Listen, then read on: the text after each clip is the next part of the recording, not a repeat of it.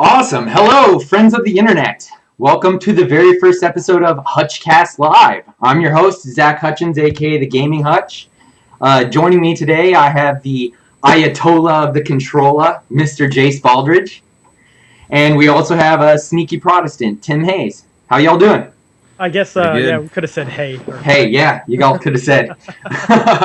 Well, awesome. Hey, this is our very first episode of our live podcast that we're going to start doing every single Sunday. So, Sunday starting at 5:30, you're going to get me, the Gaming Hutch, and most of the time you're going to get Jase, and most of the time you're going to get Tim.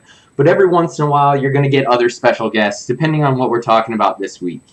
But right now, we're going to actually go into 2015 Game of the Year. That's going to be our very first episode of HutchCast Live. We have to talk about it. All three of us are major gamers. 2015 out of the way. Of course, get 2015 out of the way, then we can move on to 2016 in future podcasts. But I'd say let's get a little background on everybody. I'm Zach, obviously, the Gaming Hutch here on Twitch. I've been playing games pretty much forever. Huge retro gamer. You can find all my schedule here on live on the Gaming Hutch and Twitter. Jase, what about you, bud? Streamer. What about me? Let's hear some background. What's up with you? Well, I'm Jase. At JasePlaysGames on Twitter. I also have a Twitch that I stream games. I'm not as efficient as Zach is. I'm on and off. Try to do it all the time. I'm too inconsistent. I need deadlines, and I don't have any strict deadlines, and I only have time, so it never worked out.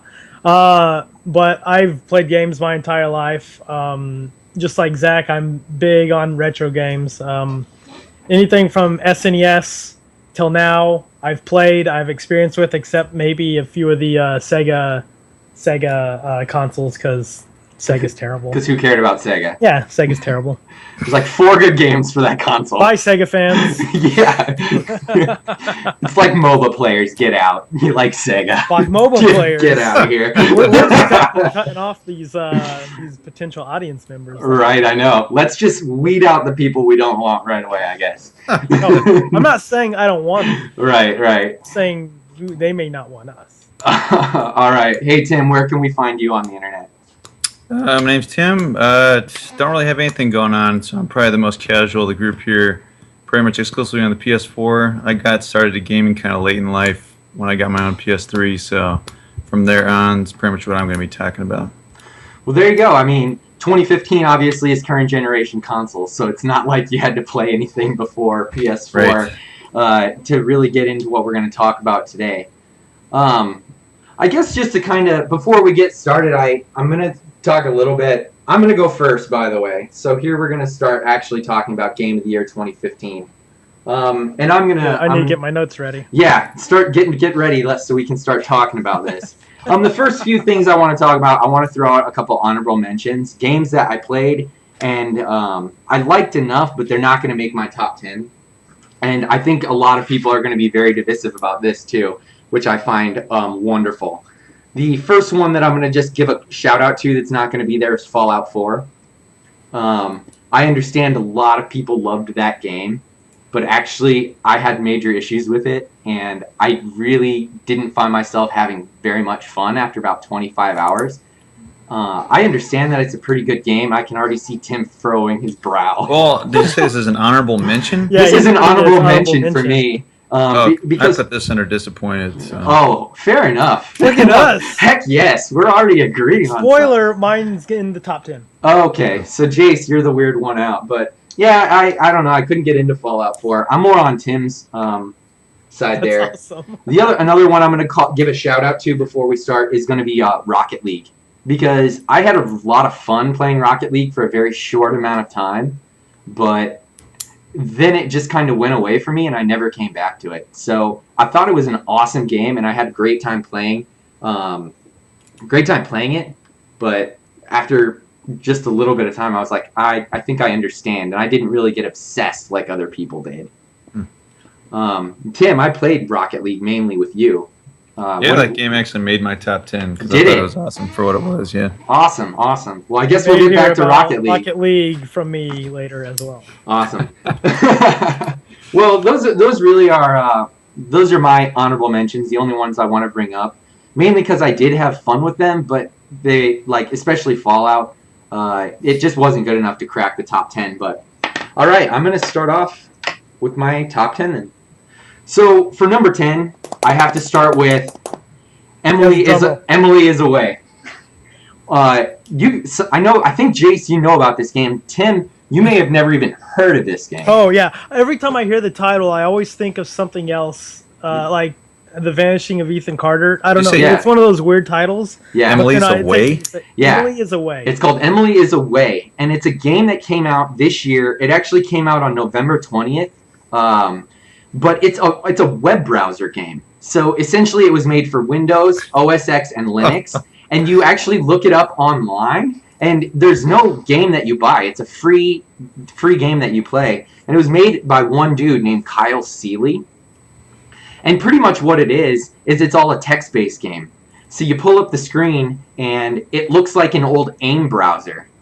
And it's you choose text. So you're having a conversation with this girl, Emily. America Online Instant Messaging. Yeah. If you don't know what AIM is. Oh my gosh, if you don't know what AIM is, you're young.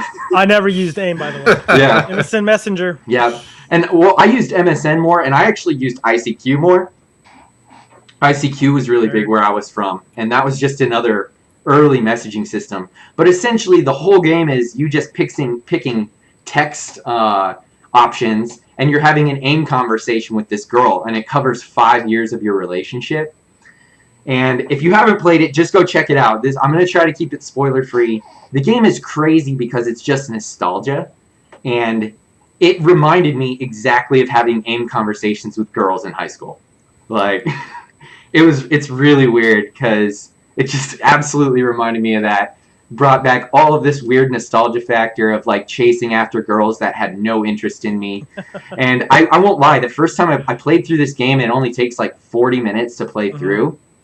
And I finished it and immediately started it over because I didn't like the way it ended. And then I played through it all again, and I didn't like the way it ended again. So I played it again. I played it 3 times in a row the first time I played. And if you haven't played it, you need to go try to play it and try to get the ending you want. That's all I'm going to say is go try to get the ending you want. It doesn't matter how many playthroughs it takes. Try to get the ending you want. Try to fix your childhood mistakes. Exactly. I didn't play it. I did see it. I watched a playthrough. I watched Greg and Tim on Kind of Funny. Yeah, I watched their playthrough, and I felt like I got everything I needed to get from it. Because I'm not going to get the nostalgic feeling from using it, because I never used, AIM. Yeah. I don't even know what I ever called it. But that's just what we call it. The feeling was there a little bit, from using MSN Messenger, but part of it was the sound and the profile pictures and specifically those ones and all this stuff. And so yeah, it's a cool thing in the game, Tim, where every time it starts a new section, it gives you options where you get to choose your profile picture, and there's album covers, so you can see the Limp Bizkit album covers or NSYNC ones, and you get to pick what one represents you. And whatever icon, when you pick an icon, she's going to react differently to what icon you're using, if it's a music one or a TV one. And it's really cool. So it changes your dialogue options just based on what people used to put their profile pictures as. Mm-hmm. Dude, the game in your top 10, and I've never even heard about it. I can't believe you didn't tell me about this. Hey, I actually the thing is I purposefully have not told you about this, knowing that we were going to do this. I avoided telling you about this game because I wanted to have at least one game that you didn't know. He could have had it in his top 10. If it was there, then my surprise wouldn't have worked, but it totally worked. So. All right. So Emily is Away. Look at that. All right. Well, number 9. I'm going to move on to a game that came out in April. Came out April 14, 2015, and it was a little indie game called Titan Souls. And it was it was released on PC, PlayStation 4, and Vita all at the same time. It was developed by a small independent company called Acid Nerve, and it was published by Devolver Digital. So, Devolver has made other games, but this is easily the first one that I played from Devolver that I straight up loved. It's a tiny indie game, one-hit kill type game where you're it's 8-bit, retro-inspired. You're a tiny little character that runs on the screen. You get hit once, you're dead. You have one arrow. You shoot it at bosses trying to kill them, and you only get one arrow. If you shoot it, you have to pick it up. It works just like Shadow of the Colossus, where there's only boss fights in the whole game, and there's 19 bosses total with the last boss. So that game is just absolutely amazing. I played through it. It overtook like a week of my life, where the only thing I could think about was trying to beat the next boss in Titan Souls, because it's incredibly hard. I want to say my first playthrough, I died 500 times. It's pretty tough. Yeah, it's like I died 500 times before I finished that game. Tim, I know you played at least a little bit with me, but didn't get to play a ton of it, I don't think. And I don't know if you played that game, Jase. I remember you being frustrated, but the thing I heard about that game, though, is there's not a lot of replay value. Once you go through it, you're kind of, yeah. Maybe a speed run. And say maybe a speed run, but the challenge is figuring out how to beat them. I don't think it's made for replay. I think it's made for that Just that initial one run, through. figuring it out. Yeah. But it may be one of those ones where it's how much better and more efficient can I be at beating these bosses and finishing it. Now, I didn't beat it. I think I got 6. I think I got to the second layer of bosses. I beat the initial 4, and I started on the next, I don't even know how many. I didn't get past those. I don't remember why I stopped, but it was one where I pegged on and off. I didn't obsess over it, but it was one of those ones where when I went to the bathroom, I'd pop it on and play it. Sure. Yeah, well, that's Titan Souls. That game is. It didn't hurt that it was free for. It was free for PS Plus. So that game was. Oh my gosh, there was a string of like independent games that PlayStation supported early in the year, where I want to say there was like 5 or 6 indie games that came out consecutively every single week, and I know Axiom Verge I think was part of it. Shovel Knight was also part of that this year. Axiom Verge came out, yes. Yes. So Axiom Verge is not on Vita though. No, it's not. But it like PlayStation was releasing and supporting like this string of indie games. Indies early this year. Yeah. I don't remember Titan Souls ever being free. It might not have been free. I think it was just actually part of the thing I was talking about. I don't remember how I got it. There was like an indie sale where if you prepaid for all of these like indie games, you got you got a certain amount. They do those. Their Spring Fever sale or whatever. Yeah, exactly. My Final Fantasy 9 game's still running. Hey, all right. Shout out to PlayStation Vita.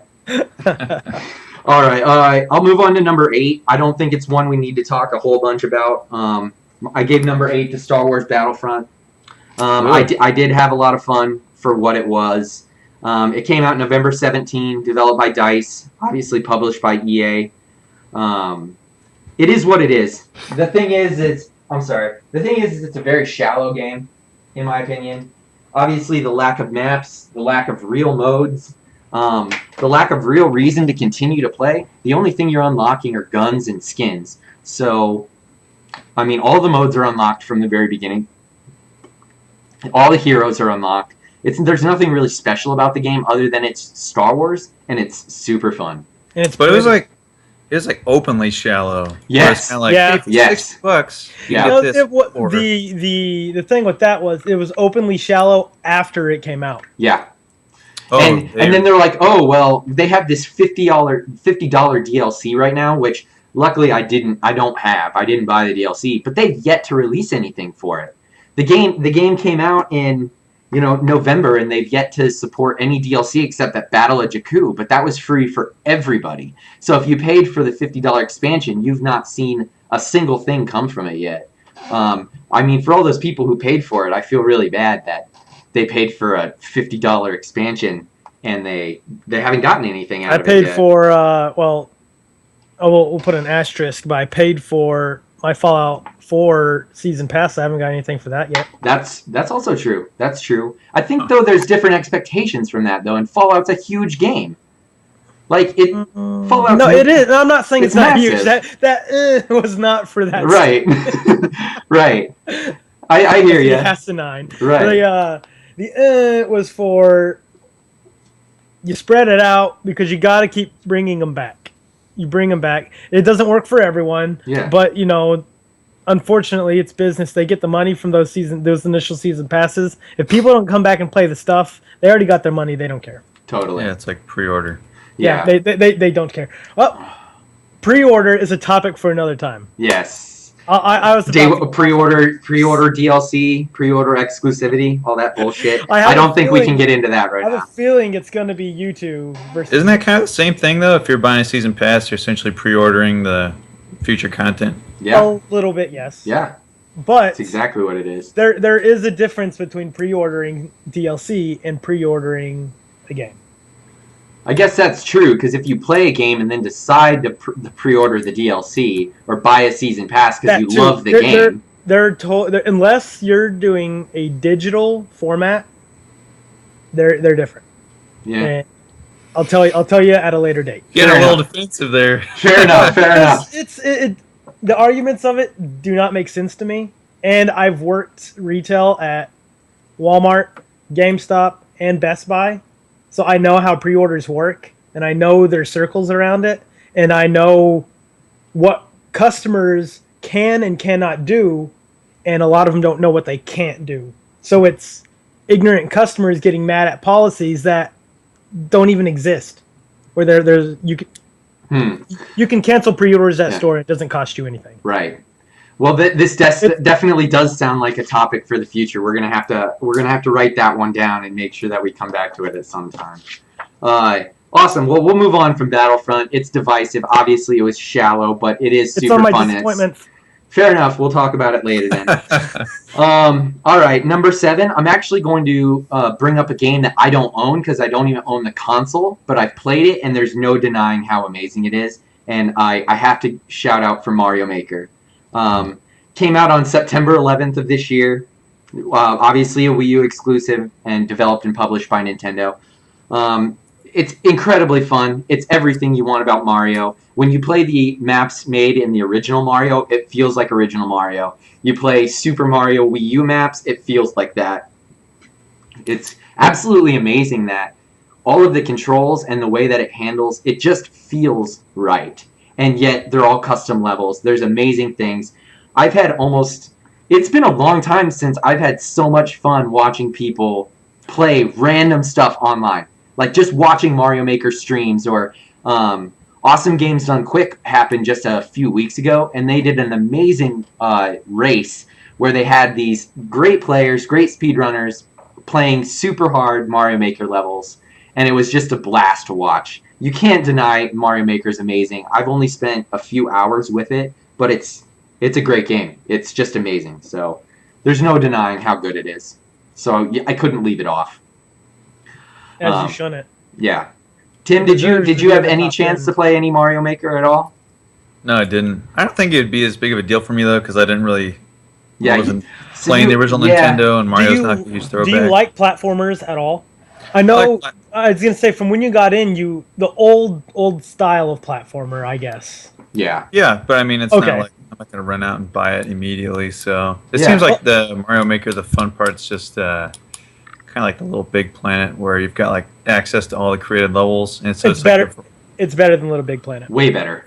Well, you know what I'm saying though, where it's like access to like all that. Oh yeah, well that's what it is. Little Big Planet has a story mode, and then you play the game, and then it has you create, share, play, which is their little tagline for it. Mario Maker is create, play. They have these little 100 levels or whatever, so it's ones that they created that could be the story, but it's really not. They were mostly used as, I think, for examples, like to get your brain working. Sure. But like Zach was saying, a lot of it is even not just playing it, just watching other people do it and just watching them to tear their hair out. Yeah. Being one who has played and made levels on it, I mean, it's whenever you get the idea, like an idea for a level on it, and you make it. I mean, it's a freaking blast. Yes. I love that game. Like I said, when you discover either yourself or you're watching a stream and you see a mechanic that somebody like developed or invented or made, and you're like, and it fits perfectly into, regular Mario mechanics, but it's like they just didn't think of that stuff when they made the games, in the early 90s or even Super Nintendo in the mid 90s or whatever. And you go and you just implement those. I mean, it's a blast. Yeah. But I am, old school gamer, and I love Mario. I mean, like I said, that's.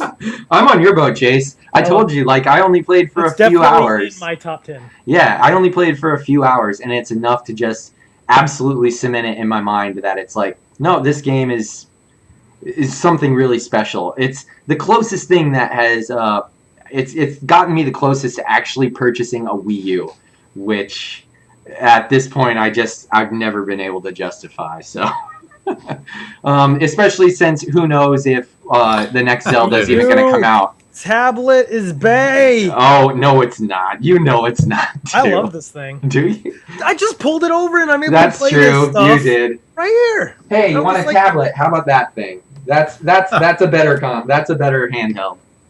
Considering that's not a handheld. Dude, I can play this on the toilet. It's a handheld.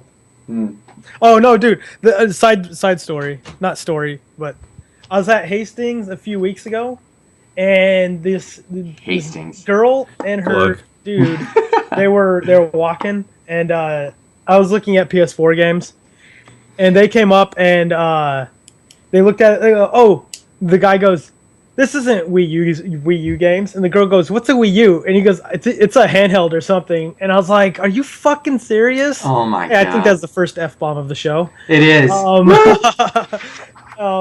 Hey, this is a mature show. It's all right. I tweeted Nintendo and I was like, it may have even been November. I'm not sure, but it was 3 years after the Wii U came out. Yeah. And people still don't know what it is, and I'm like, oh my god, good job, Nintendo. Yeah. Well, we're obviously going to end up talking maybe a little more about Mario Maker once it comes up with Jase.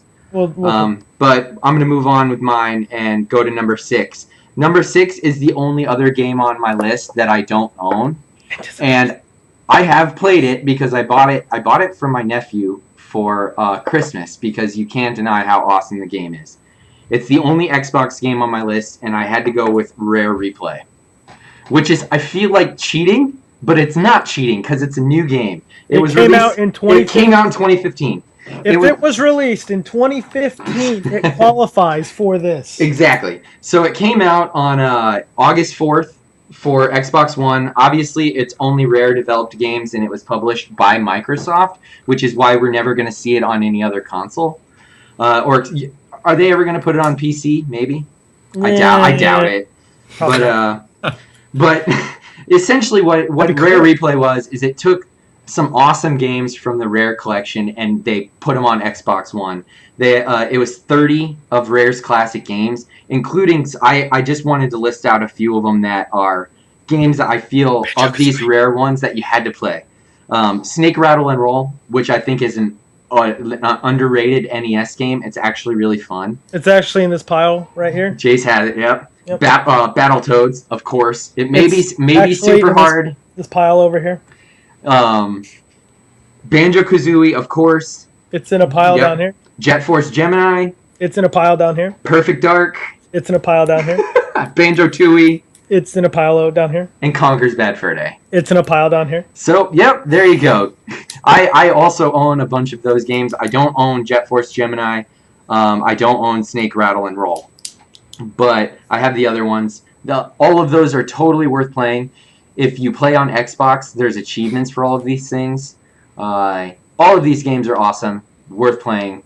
This game came out this year, and it's always on sale. Yep, totally worth anybody who owns an Xbox One picking this console up and or picking this game up and playing. Maybe. If they are not used to playing those old games, they wouldn't like that. Oh, come on. Those, you don't think they would like other than- Conker's other Bad than- Fur Day or... No, I'm talking like Battletoads. Other Oh, than okay. Snake, Rattle and Roll and Battletoads, the rest of those are N64. They're all 3D. Sure. And don't get me wrong, there's even ones on there that are newer than that, because there's Perfect Dark Zero is in the list. There's some more modern games in that list. Isn't Viva Pinata's on there? Yeah, Viva Pinata's in there also. And there's games older than that, too. But there's like 30 games on it. yeah, I think that it's totally worth going back and looking at. I bought it for my nephew, and what's funny is I told him, I was like, you need to play Battletoads. And that's like the only game that he has wanted to play out of that. And he's like, it's so hard, I'll never beat it. And I'm like, probably not. I've never beat it. Like, I will I'm going to fully admit it again. I admitted it already on my stream when I play, but I have never beat Battletoads. Nope. And I don't know if I'm ever going to. Nope. It's a really hard game. Shame. But yeah, that's Rare Replay, the only Xbox games that you're going to actually see on my official list of favorite games from this year. But I'm going to move on to number 5 to keep things rolling here. Number 5 for me, you guys may scoff at, Disney Infinity 3.0. Scoff. I don't care what anybody says. This game is super fun. Scoff. It came out on August 28th. Technically, it came out on pretty much every platform you can imagine. It's on Android, iOS, Vita. Maybe not Vita. It's on Wii U, PC. Like, it's everywhere. You can get this game anywhere, and it has the awesome little figures that are all across the top of my bookshelf back here. And this game is so much fun. Now, here's the deal. I have only bought the Star Wars stuff for Disney Infinity 3.0. I've only played Star Wars for it. It could be that I'm just really excited about Star Wars, and that's why it's made such an impact and why I've loved it so much. The gameplay, though, is really fun. Now, obviously, they take the story, and they have a lot of, like, liberty with it. I played through the Rise of the Empire pack, which is supposed to cover the original trilogy. And just, they screw up the story so bad to make it friendly. My biggest worry about Disney Infinity 3.0 is that it's going to be small children's first introduction to Star Wars, and they're going to get a terribly wrong impression about what the story of Star Wars is. Zach, who shoots first in the game? In the game? That didn't happen. It follows the actual story? No, they take major liberties. Like, at the very beginning of the game, the first thing that happens is Luke, Han Solo, Chewbacca, and Princess Leia are all together on the Millennium Falcon and somehow get captured in the Death Star, where they meet Obi-Wan Kenobi. And it doesn't make any sense. Like, they take a lot of liberties with the story. It's not even close to what the original story is of Star Wars. So my biggest worry is it's just giving kids the wrong idea of what the Star Wars plot is. I don't think that's what it's for. Star Wars spoiler here. Star Wars original trilogy. Yeah, I am. It messes with me. I love this game, but the story is wrong. What kind of game is it though? Is it a platformer? It's like a 3D beat 'em up, essentially. Dude, your 5 through 10, and I don't think I've played like maybe one of these. Hey, that's okay. You're gonna play a lot more of the ones that are in my top 4. Okay. We'll move on past Disney Infinity. I could probably talk about Disney Infinity forever. I love Disney Infinity, everybody. I don't care what anybody says. Disney Infinity's awesome, and it's really fun. I didn't play 2.0 or 1.0. I've only played Star Wars, though. Man, I thought we were going to have a lot of crossover on these. Tim's going to have to pick it up when he does his. Oh, I will. Not go faster. That's not what I mean. No, pick it up. We're covering a lot of games. Yeah, I mean, Zach, 4 of yours out of your 6 so far. 6 are on my nowhere even on any of these lists. That's hilarious. Hey, I'm okay with that. We all have different tastes. One of them was, but I moved to Rare Replay, Yeah. and I was like, we'll just cover that some other time. Fair enough. I didn't think you guys were going to have it. So. Yeah.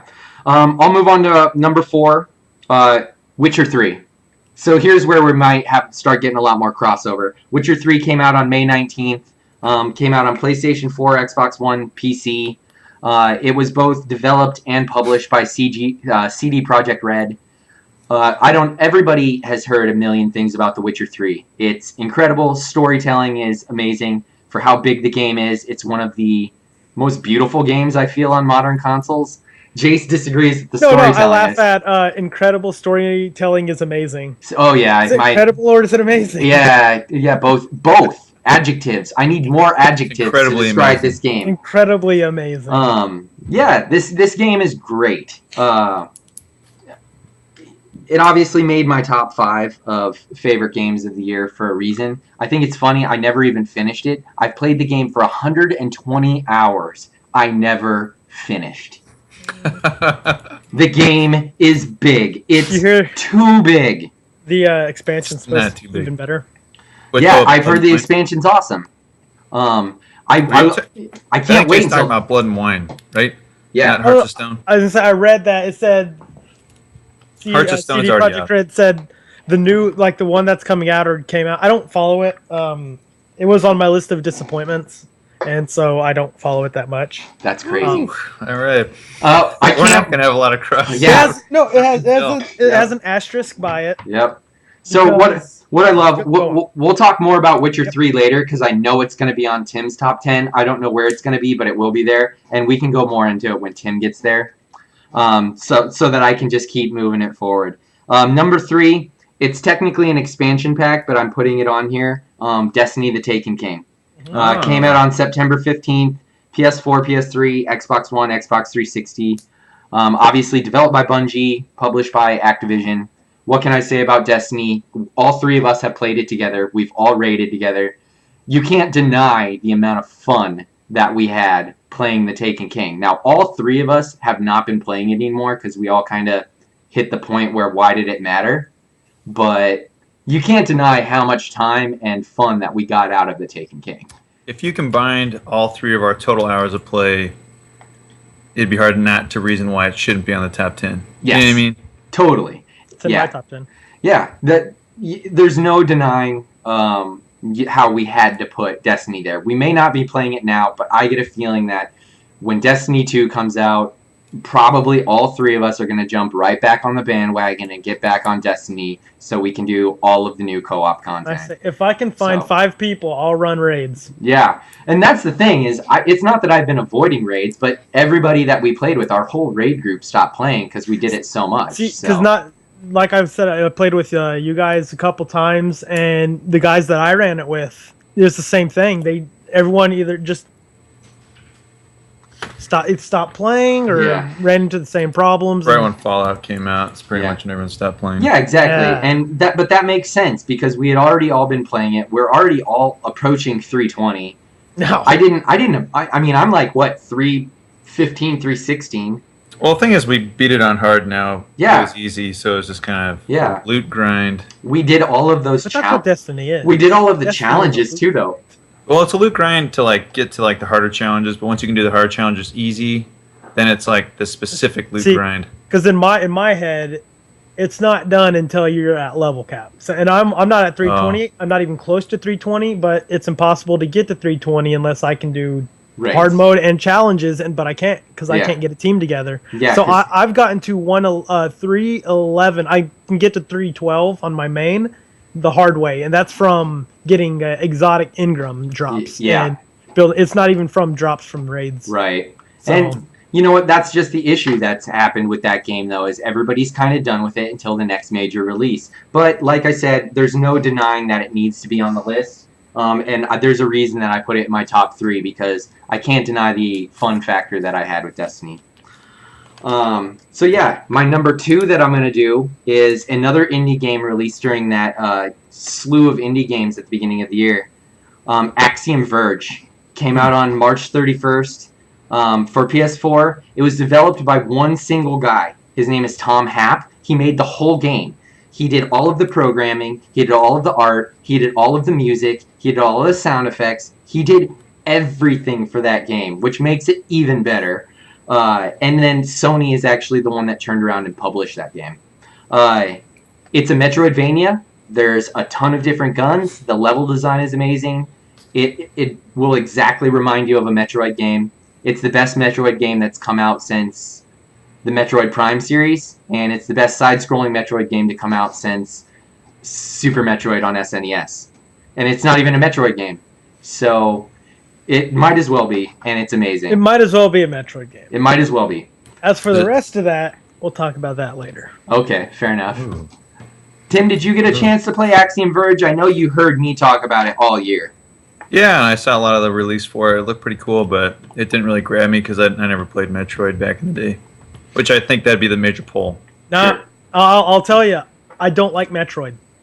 Metroid 1, I've tried it. Super Metroid, I've tried it. I don't like it. I loved Axiom Verge. Axiom Verge grabbed me and did not let go. I played through it the whole thing in, like straightforward. It had a grasp. It's in my top 10. In my opinion, it controls better than a Metroid game. The controls are tighter, and they're way better. That comes with... It was made, within the last, 5 years. Exactly. And those Metroid games are the 90s or whatever. If those Metroid games were if Nintendo smartened up and made a new Metroid game in the style of an old Metroid game, it would be awesome. Yeah. I guarantee it 100%. But I cannot play those old Metroid games. And this is coming from someone who plays old games all the time. Hey. And those games, I just can't do it. I understand. I do love old Metroid games, but Axiom Verge, like I said, it's the best Metroid game that came out since Super Metroid. In my opinion, I do love Super Metroid. I love the original Metroid also. Axiom Verge is so good. It is right on par with either of those games, and it actually has a really interesting and weird story too. The story is bizarre, but it's really cool. And then I'm going to move on to my number one, which may surprise some people. I gotta guess. PlayStation 4 exclusive, came out on August 25th, 2015, Until Dawn. Developed by Supermassive Games, published by Sony, a game that I don't think anybody really expected good things to come out of it. I mean, I think I know the history of Until Dawn is really weird. It was revealed forever ago, 2010 or 2011. As a PlayStation 3 exclusive that was a PlayStation Move game, and it looked terrible. I don't even remember seeing it back then. Like, oh my god, I remember seeing things for it, and it just looked awful, and I couldn't even... what ended up happening is the game just disappeared, and everybody figured that it had been canceled and nobody gave a crap. Well, then it was re-revealed a couple, maybe a year or two ago. It was at PSX, their first... Yeah, there you go, PSX. And they showed that they brought on Hayden Panettiere. They had upgraded it to PlayStation 4, or Panettiere. It's not Panettiere. There you go. Nailed it. Yeah, sorry, I said it wrong. It is Panettiere. The world. Yeah, she's married to a hockey player, by the way. It's pretty weird seeing them together because he's huge and she's tiny. But I almost said, didn't they get divorced? But that was Hillary Duff. Hillary Duff got divorced. A completely different subject. Anyway, Until Dawn. American hockey players. Until Dawn was easily the biggest surprise that could have come out of this year. I knew that I was going to be interested in it, but I actually got it and I sat down to play it with my wife. And I just became obsessed with the quest lines. I became obsessed with finding every single item. Every time a choice came up, we would go to the menu, me and my wife would, and we would look through the statistics of everybody. And before we made a choice, we're like, wait, what would this person actually say? Because they have this much courage, but they're only this nice. And we would try to be like, no, what would they actually say? We didn't play it the way we thought we would play it. We played it with how did we think those characters would actually react to the situation. What's hilarious, me and my wife played through the whole game the first time, and we saved everybody on our first playthrough. Well, that gives a purpose to those stats, because otherwise those stats are meaningless. No, the stats actually were meaningless. I mean, when you break down the game, I went back and did get the Platinum Trophy for the game because I was so obsessed with it. When you break down the game, the stats actually didn't make any difference whatsoever. It all had to do with choices, and then it had to do with going through the QTEs and making sure you did everything properly. So, what I think is funny about it, it is my favorite game of 2015. I think that it actually could have been a lot better, which makes me really excited for what Supermassive can do in the future. Don't they have plans? Have they talked about what they're going to do next? So, they've talked about, they already have said that there's going to be an Until Dawn PlayStation VR game coming out, but it's this on-rail... Rush of Blood. Yeah, it's called Rush of Blood, and it's an on-rail game. So it's like you don't actually move around. I don't know anything about it because I've still never experienced VR. Neither have I. But people who have like previewed it or seen it, you know, here and there, a lot of them have like, well, a couple of them that it's not as bad as you think it would be. Yeah. Like it's all right. Yeah, people are excited about it, and everybody knows that there's going to be more Until Dawn. That at some point, I don't think there's going to be anything talked about it probably at all in 2016. I don't see how they're going to be able to even bring it up because there's a lot of work that goes into that. It's a lot of mocap stuff. So I think that most likely we'll end up hearing about Until Dawn 2 early 2017. We'll hear about it, and I wouldn't even be surprised if we get Until Dawn 2 fall 2017. Okay. I see what you're saying. Fall 2017. I thought you were about to say 2018. I was going to say I think the gaming industry has gotten smart, especially Sony with what they're doing right now, where they just don't say anything. They're working on all this stuff. Yeah. They're not saying shit about nothing. And so I don't think we're going to be getting announcements in 2017 and, you know, them come out in 2018 and stuff like that anymore. Yeah. But I agree with you. I was thinking maybe 2018, depending on like how long all that mocap and how much they want to refine it and do it again. Yeah. I'm thinking fall of 2017 is when we're going to see the next official Until Dawn 2 will be released fall 2017, but we won't even hear about it until spring of 2017. It'll be one of those games that they announce, and then 6 months later, it's going to be out. E3 and then holiday season. Totally, that's the way it's. That's what I think will happen with that. I'm super excited though to see another one of those games because it was awesome. Tim, did you play Until Dawn? I didn't. I want to, and I wanted to when it first came out because how much Zach talked about it, but I kind of got sucked into other games, and then my girlfriend, she doesn't like... In August? In August. Yeah, no, there's something going on. I was like... What? I think it's maybe because Zach was talking about how much fun he was having playing with his wife. Do you play My Madden? girlfriend will not touch anything What scary. took over your time? I didn't know if I want to like play alone. I got you. It's good. It's in my top 10 as well. Yeah. Well, Right. that was my top 10. So we finally got through that. We're already... We're a lot further into this show than I thought we were going to be at this point. We're doing pretty good on time, actually. But yeah, I think we're going to move on. We're going to go to Tim's set of games next, which is going to be hilarious because I know, Tim, you said you didn't play. You didn't play a bunch of my games on my list. What's funny is I know there's games on your list that I did not play either. No, that's not true. Are you sure? I figured there's ones that I know there's games you played that I figured hit your top 10. Well, let me jump right into it. So yeah, let's go on. Are we considering expansions? No. Yeah. Sure, I did the Taken King. Maybe not download stuff like DLC or whatever, but if it's an expansion, if they added like Taken King was an expansion, that added a whole new dynamic to the game. It changed the game. Something like if I don't think one came out this year, but like a Warcraft or Final Fantasy 14. They're Realm Reborn. No, right? not Realm, they're the one that came, the expansion that came out in the summer. I know what you're saying. It's the expansion that came out for Final Fantasy 14. Yeah. If it changed the game, yes, or if it's a new packaging of it. But yeah, so no, I don't really know Tim. We've never really talked. Yeah. This is our first time getting to know each other, so I'm about to learn about Tim from this list. So yeah. As far as changing the game, and I've got a backup here in case you guys don't accept this, but the GTA Heists was my number 10. I agree. I think that's okay. That was this year. It was March. And that was a really important release. Everybody was waiting for that for GTA Online, and it changed GTA Online. I totally accept that. Yeah, that's my number 10. GTA Heists. I never got around to playing GTA 5 was fun, but then the heist came out, and then Zach, me, you, my brother, Dave, man, we hopped on until we did all the heists every week. Dude, that's awesome. I'm jealous. Super jealous. That was absolutely my number 10. And we can kind of not talk too much about that since it was an old game. No, that was I'll iterate on that, Tim. That was amazing. We played that in a group. If you could get 4 people together to do those heists, that was a freaking blast. We had a month where we had like so much fun playing GTA Online because of the heist coming out.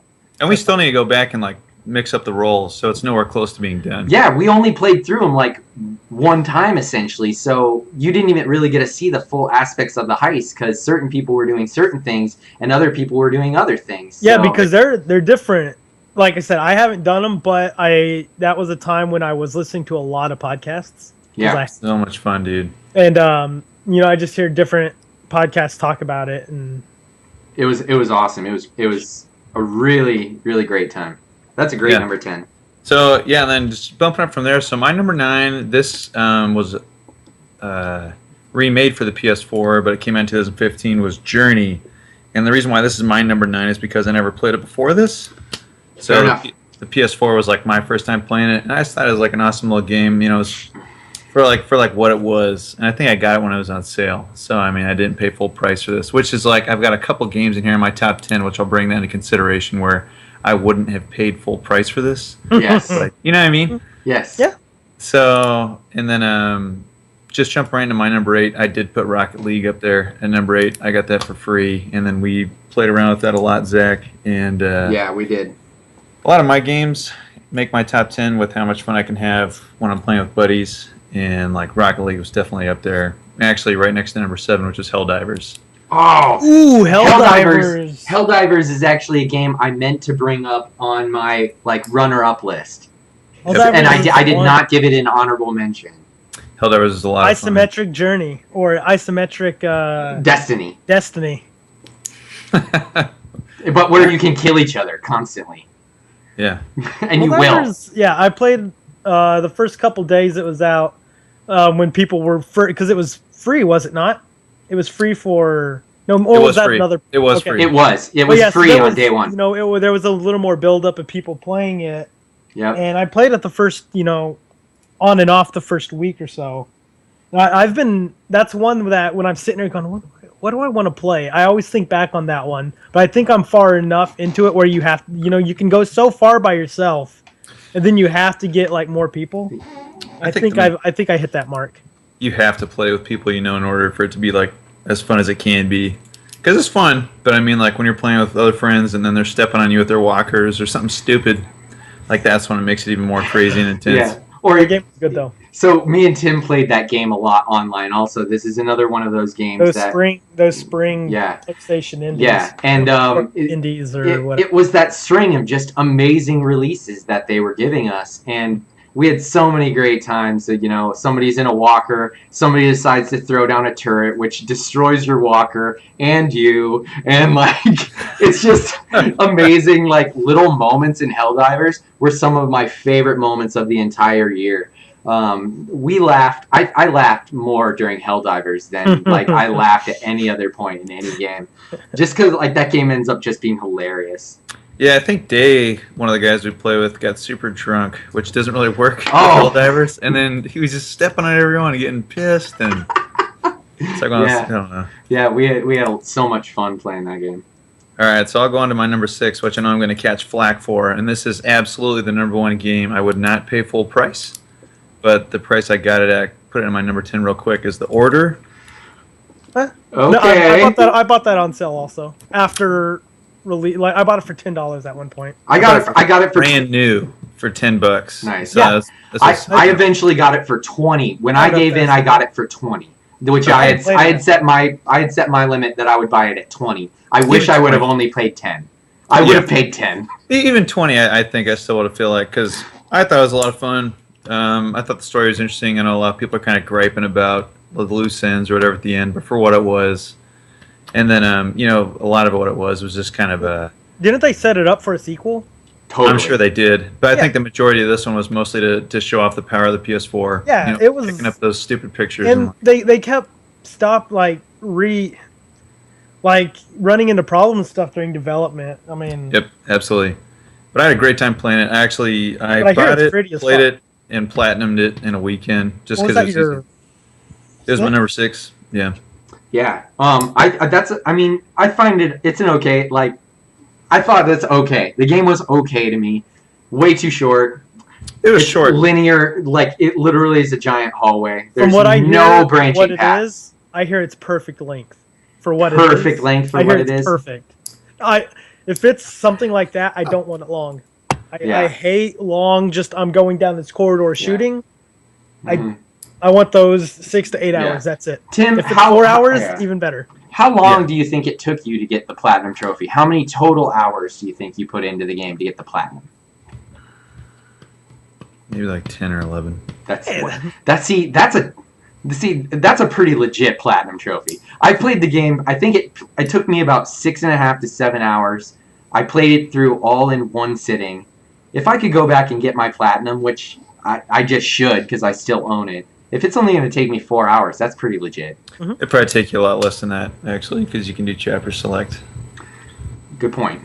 But I mean, like, it was kind of like a throwback, not throwback, but graphics were awesome. It was one of those games where it was just like everything looked great, and then just kind of like, I don't know, I'm trying to think of what games to compare it to for the PS3, but they have like the stealth missions and then like the full-on action, and it was nothing amazing as far as like the story or even mechanics, but everything just looked great, and then it was just smooth, and the controls were awesome. So it was just a game I had a blast playing, which is mostly what makes it my top 10. It's like stuff that I had like the most fun playing. So Sure, man. That's what it is. It's your top 10. It's not the best games. It's not the most technically sound games, whatever. It's what you like.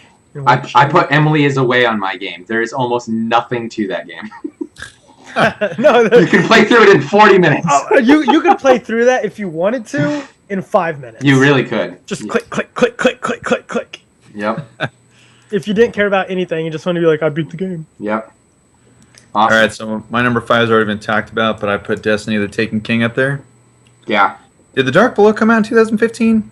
Or is that Dark Below was yes. December 2015, but House of Wolves came out in April of 2015. I said December 2014. 14. House Okay. of Wolves came out in the spring. Okay, yeah, so A lot of people have been bundling, like, with their lists or whatever, is House of Wolves and Taken King, like, together. Basically, like... I would... So, I'm going to bundle mine for the simple fact that I know that we spent a ton of time doing the Prison of Elders. Oh my god, yeah. Everything else about the that expansion was... It's not garbage, but it was just like... I was blown away. You didn't like races that do multiple pulls on chests and hope for keys? God, yeah. And then they patched it. I was like, oh. That's the best part. Is this going to be a key? Yeah, I remember that. Oh my god, and we would getting really pissed. Yes, because we would go to that one spot on Earth where you open the chest and then you can hurry and run off screen and come back and get it again and run off screen, like out of the map. I did oh mine my on Venus. god. I did mine on Venus. And and then they patched it and it became a pain in the ass to get those keys. And so, like, but by that time, it was already on the downside. Yeah, and also we had gotten most of the highest rewards you could get from the prison. and so Like, yeah, we weren't getting good things anymore. by the time I got to the Taken King, like Taken King itself is a good game. It's very short if you took it as like by itself, but with all the content before it. And I know a lot of people are kind of annoyed because, well, Bungie's it's taken them a year, almost a year and a half to kind of get to this point, because a lot of people felt like it's been like a lot of so like kind of like we've been like their professional testers or whatever, but for what it is, I put 800 hours in that game, and Dude, hundreds of hours. Whatever. And so Yes. the only thing, I get and so mad. this will have to be for a separate show, is just I don't agree with their non-matchmaking for the raids. Yep. That's the only thing I don't like about it, and for the simple fact, people are like, oh, you're going to get the AFKers, all that stuff. People should at least have the option. Yes. And that's the only thing. It's like if someone walks away and everyone's there with their dick in their hands, you knew that was a possibility. You know what I mean? Yeah, totally. That's all I'm going to say about it, but it's like... If you're going into a raid and you're going to AFK, I mean, there's a good chance they're not going to finish the raid. Yeah. Right. So it's like, but there's times where you could maybe make it through 1 or 2 checkpoints and still get a reward to help forward you on. If like you wanted to randomly jump on Destiny and play a raid, but your group isn't there, I'll jump in with some random people and try to hit a couple checkpoints because I know that maybe I can get that helmet or I can get this gun. Yep. And all of a sudden you do get a reward that's worth having, even if you didn't make it to the end of the raid. It's totally worth it. You may not finish, but It's totally justifiable. One of my suggestions that I've tweeted to him, 100 times is there was one way to get the message out to every Destiny player, and just coordinate to where one location is basically, if you go here and you stand there, it's clear to everyone around that you want to do a raid. Yeah, or you like want to do this raid. Yeah, exactly. It's a live lobby, basically. Like, sometimes Zer's down in. Don't they do that kind of stuff in World of Warcraft? I mean, Yeah. I don't play World of Warcraft, but they have stuff like this. Or where this, or maybe that's what their emblem thing is supposed to be. Why they have so many emblems?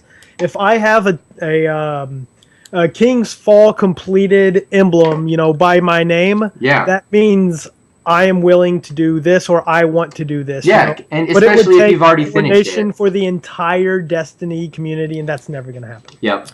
Yeah, and it's funny because I heard someone talking about Bungie releasing statistics, and they're like, yeah, the amount of people that actually complete raids is super low, so no one wants to do them. And I was just thinking, no one can do them. You know what I mean? Because if it doesn't have matchmaking, of course your statistics are going to be low. I have not completed the hard raid once on. What? I thought you've done it with us before. Oh, you never played hard with us? Nope. Oh, we when we did hard mode, I think we got to a point and we quit. We did that checkpoint that one time for the checkpoint for the one guy. Well, we did the first challenge. I did the first challenge with you. Other than that, it was like playing to a specific spot because people had time limits or whatever. Yeah. And so we got to one spot and then quit or whatever. Yeah, but you came in and you played one of those challenges. You did the Golgoroth challenge or something with us, or the War Priest. You did the War Priest with us.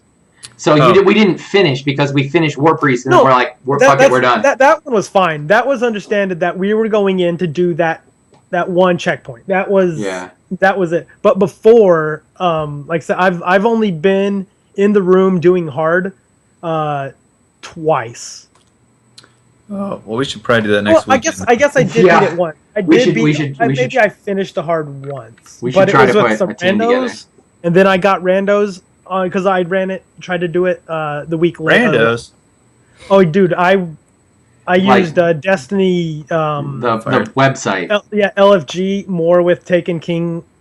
I've never used it before Taken King, and I had to use it constantly with Taken King. My PSN friends list grew by double just because there were random people that I was like, you need somebody, and they're like, yeah, it is friend or whatever. Yeah. And then your friends list gets bogged down with all these people you have no idea who they are. These people, and now when I don't I don't want to do that, or I'm just doing something to kill time, or I'm jumping on to play some PvP or something, and they're like trying to jump in or add or whatever. I'm just like, no, I just needed you for that one thing. And it doesn't mean we're friends. Well, let me pray this along because I know that I'm taking up some time here. No, you're fine, man. You're fine. Right to number 4, I put a Metal Gear Solid 5 on there for my number 4. That's on one that I know I should play, but I'm just not a fan of the series. So this one could potentially be higher on my list. I just haven't finished it yet, but I've gotten far enough into where I know it's an awesome game and I'm having a great time with it. Mm-hmm. But it takes a lot of time. It doesn't take a lot. I'm talking like Metal Gear Solid games. It's like they're an investment in time. So that's all I'm gonna say for that now. Awesome game. I love the ones before it. I'm not a huge stealth guy, but I like how the newer ones, like you can kind of. It's maybe more geared towards stealth, but they still, I kind of go in guns blazing. I was gonna say my stealth is always sneak. Somebody saw me, shoot everybody. Right. Yeah, that's exactly. Metal Gear 5 is definitely it's on my my could have should have played. Yeah, that's exactly. It's actually number 1 on that list because I've owned it since launch and I haven't played it yet. Okay. I've not bought it because I just all the time, and I'm like. I wish that I could get into the Metal Gear Solid series. What's funny is I own Metal Gear 1, 2, 3, 4, and I don't own 5. I own the first 4. I've never finished one. If you don't, I don't think I'd start with 1. I finished 1, 2, 4. I don't like 3. I've never finished a single one. I never played 3. I played 2 and 4. They're amazing. Yeah. It's a series I know I should give time to, but I just have never been able to bring myself to get into stealth games really at all, where you have to be stealthy. Like I feel like you have to be stealthy though. It feels like you're playing it wrong if you're not. It's an espionage game. I 100% agree with that. If I'm seen in Metal Gear, I hate being seen in that game. Yeah, that's like my issue too. I know you can be and you can get around it, but I hate it. That's one where maybe we'll talk about it on another episode. There are games that, like I said, I beat in 1, 2, and 4, but when I go back and try to play them, I'm terrible. And I'm like, so games that we were able to beat or do well on, and we have no idea how. Yeah. How it happened. I can't explain how I beat those games. 1 and 2 were like you had to be stealthy pretty much. Mm-hmm. From there, they kind of loosened up. But well, and 4 I heard is the game that you could play gunblazing the whole time and it wouldn't matter. I heard 4 could be a shoot fest. Maybe that's why I was able to beat it. Yeah, 4 was cool. You'd like that one, Zach. That's maybe the one that I would enjoy. Yeah. All right. All right. So going on to number 3, Jace. We'll see if this one overlaps. Batman: Arkham Knight. Nope. I knew it was going to be there. That's what I was talking about. Fucking love this game. So a little biased here because Batman's my favorite superhero since I was a little kid. Worst superhero ever, but whatever. Okay, ass. But you throw a space between super and hero, and it's actually. Okay, yeah, right. So he's it's a superhero. I'm just joking. So Batman: No, Arkham I Knight. agree with you. When the first Batman games came out, I think they kind of revolutionized like the melee combat system. Yeah. You're seeing a lot of that, kind of like mimicking the Batman style. Mm-hmm. Yep. But man, it's just fluid and awesome, and just the story in this. I mean, you see the ending coming a mile away. That might be true, but you have a great time while you're going through the story. And I just had an awesome time playing this. And I mean, I had a great time playing Arkham City. So I was coming into this with high expectations already, and I thought the Batmobile was great. A lot of people even the tank stuff. Everybody complains about the tanks. I'm so scared. That's like why I don't want to do that. They do, because they're just like, oh man, you're forced to use the Batmobile. I don't like being forced into that. It's not bad. I mean, like the Riddler puzzles, maybe. That's the only thing. Aren't the Riddler puzzles just where you like get something in the frame? No. Is it the same as? Because I played Arkham Asylum, and I beat it in a day, like start to finish. Started in the morning, finished it at night. I loved Arkham Asylum. Made the mistake of playing City right after. And I got a little bit into it, and I was just overwhelmed. And I was like, too much Batman, too much of the same thing. Right after I finished this, boom. And then I was just scratching and clawing at the next one. I didn't play it. So I never. They are very similar. Yeah. I never finished City, so I didn't start Night. Yeah. And I don't want to pay full price for it. So, maybe once it's like $20 down the line or something. That's fair. That's fair. So Tim, I got a question for you. So I have a lot of trouble getting into the Arkham games. You know this. I've told you a million times. I don't like them. I tried Asylum, didn't like it. I tried City, didn't like it. Didn't even bother to play Arkham's the newest one, Arkham Knight. Right.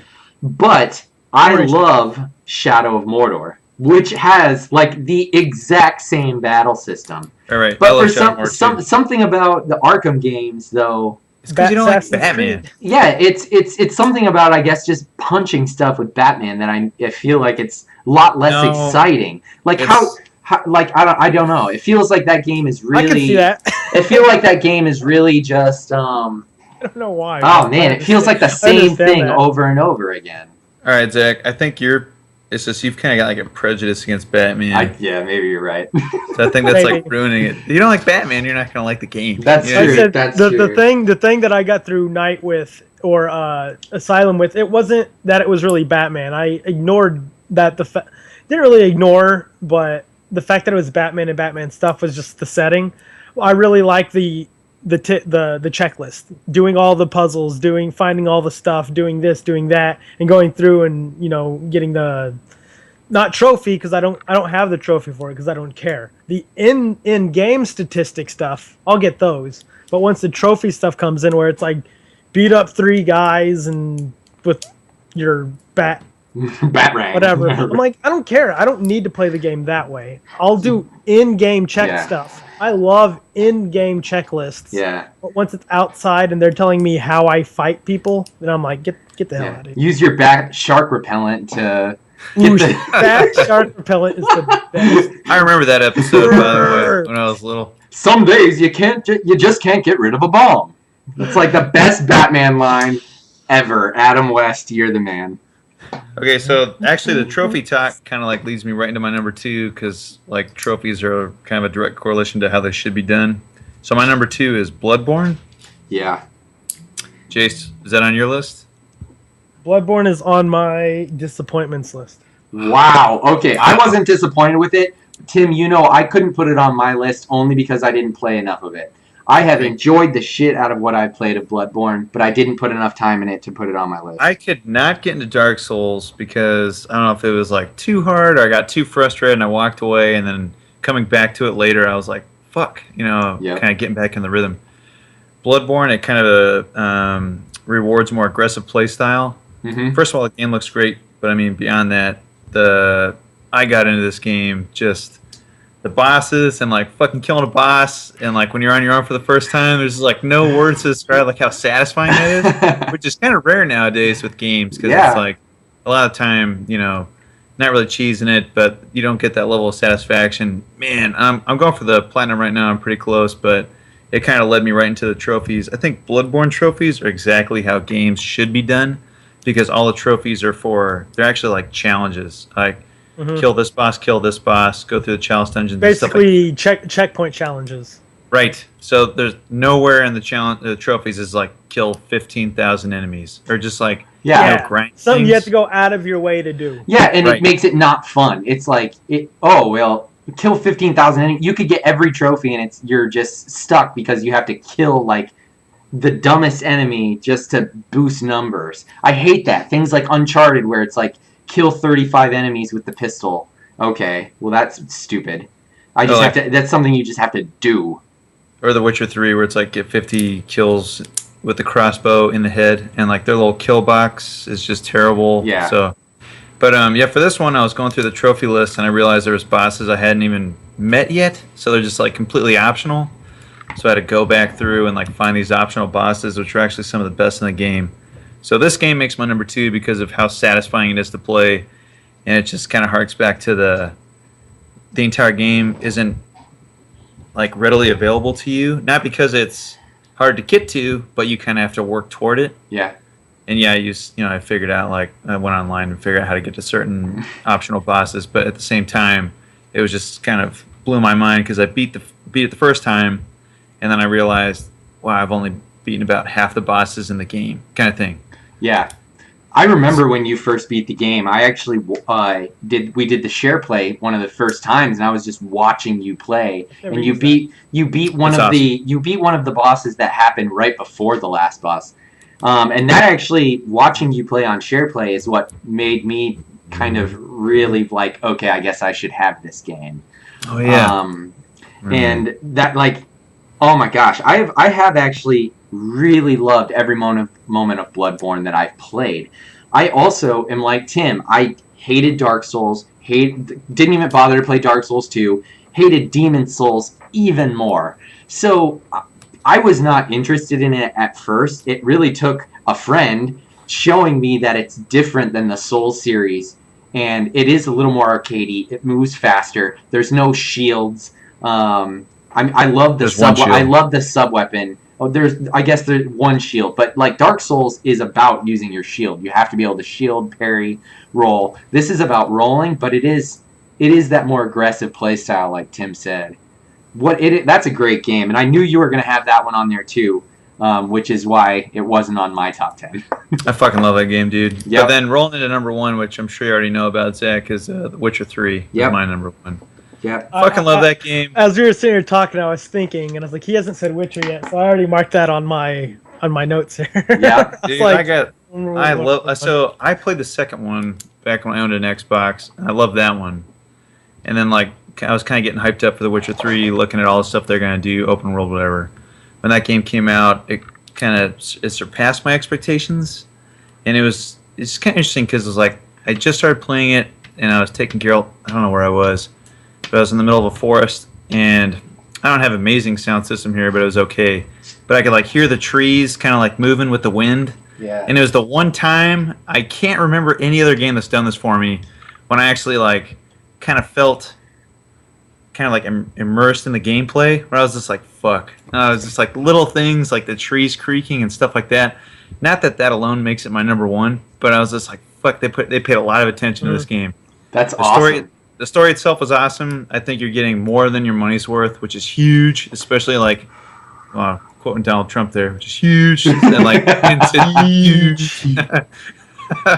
Like, so in like today's game world, like, people don't want to spend a lot of money if they're not going to get what they, like what their money's going to get for them. But I think with that one, I need to be keeping I need to keep a list of like topics for the future. I keep coming up with them as we're talking here.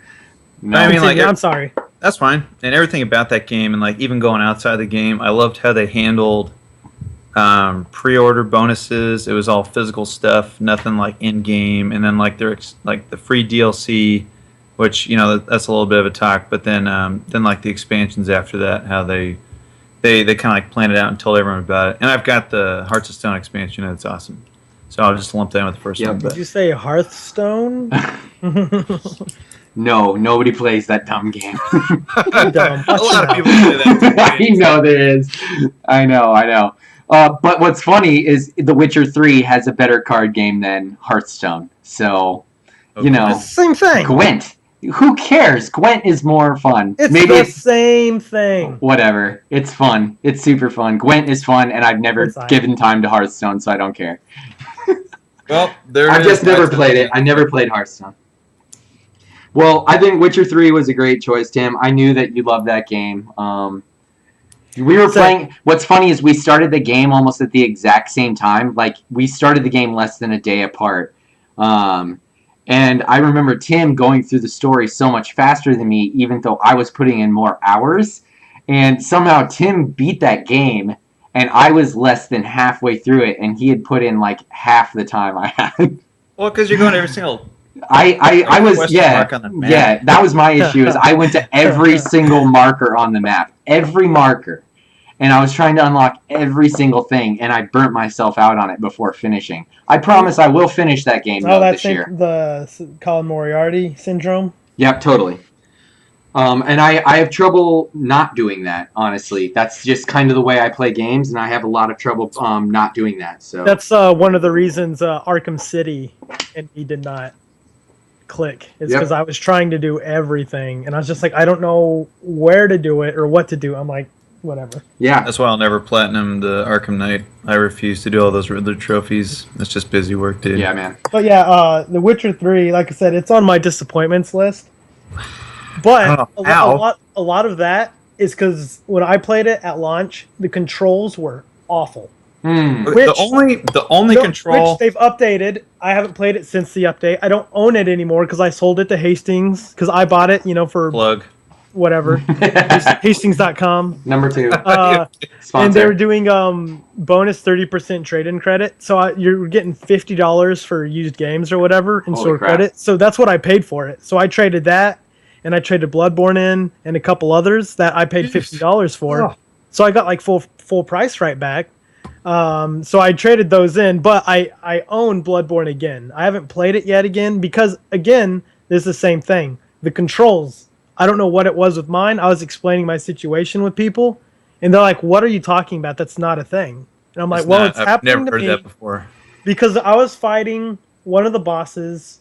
He keeps killing me. A guy who turns into the werewolf. That's my control.